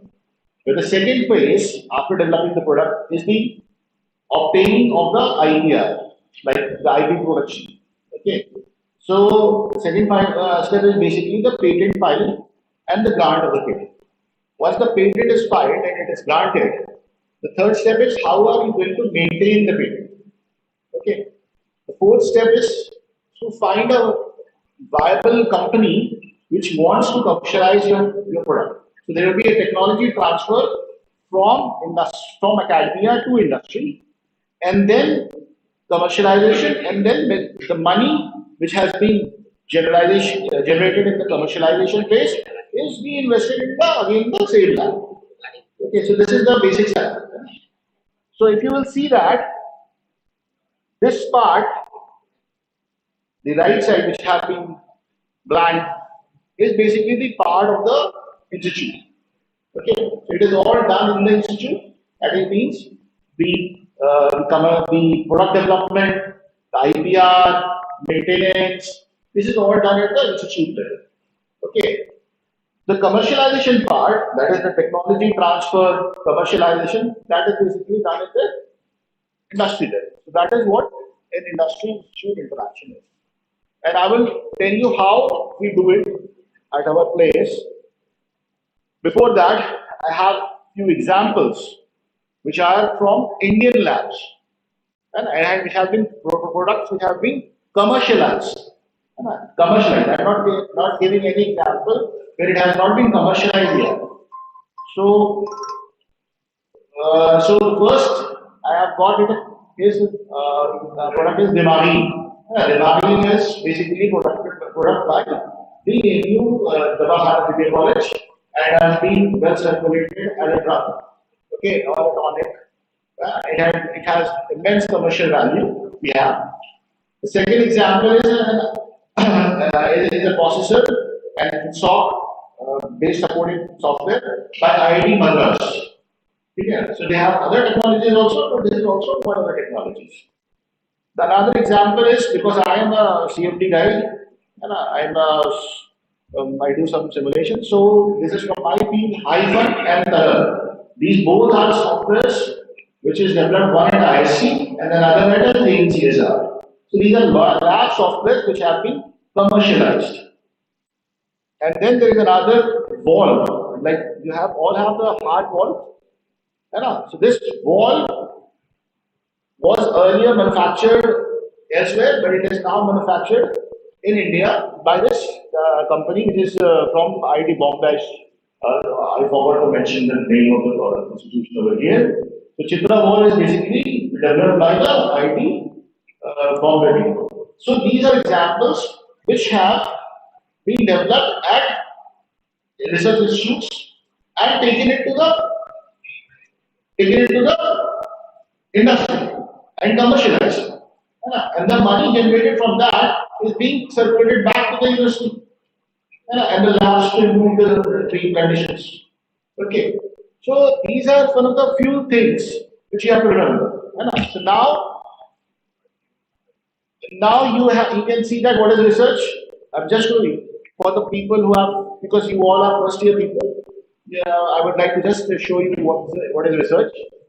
The creation of a new knowledge. There is a certain difference between research and innovation. Okay.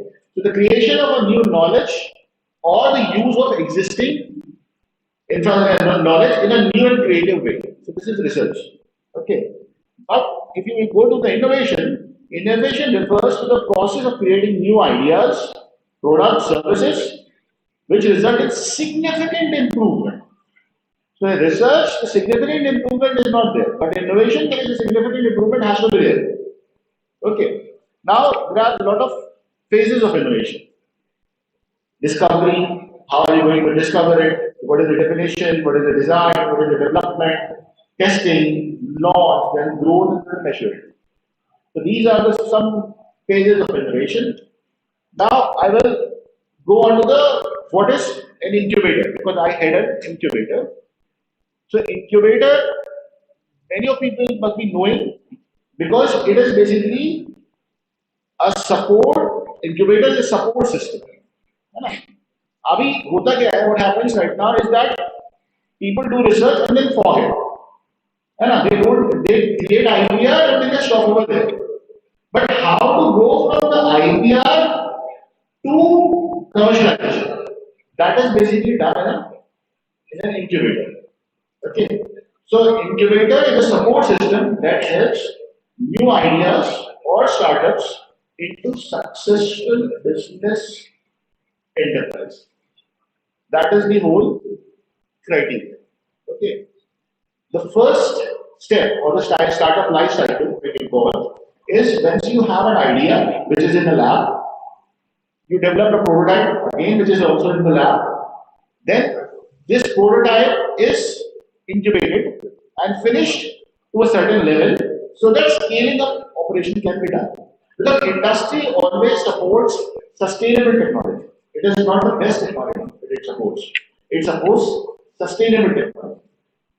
है ना? जब तक भी technology इस level तक ना पहुंच पाए कि आपको लगातार फायदा पहुंचाए, है ना, उसके सारे एस्पेक्ट्स कवर्ड ना हो, तब तक उस टेक्नोलॉजी जो है वो कमर्शियलाइज नहीं हो पाती, है ना? आइडिया इज देयर, आप उसको बिल्ड कर सकते हो, लेकिन कमर्शियलाइज तभी होगी जब तक वो सस्टेनेबल नहीं हो पाए ज्यादा लेवल.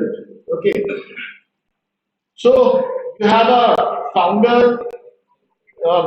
टीम बनानी होती है आप लोगों को, because you are all in first year students, and we want every one of you to form a company and commercialize at least one product. That is whole idea.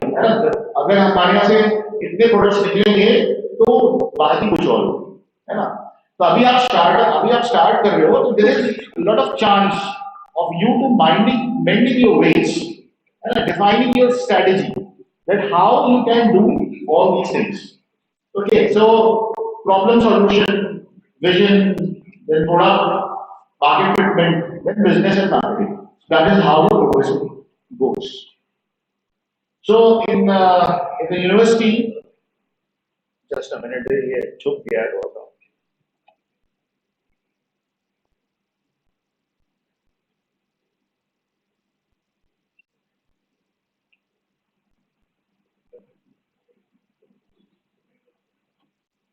So, say the incubator accelerates the transition from ideas to scalability by linking university research, industry needs, and entrepreneurship support. So, the entrepreneurship cell, which RA heads, is one of the part.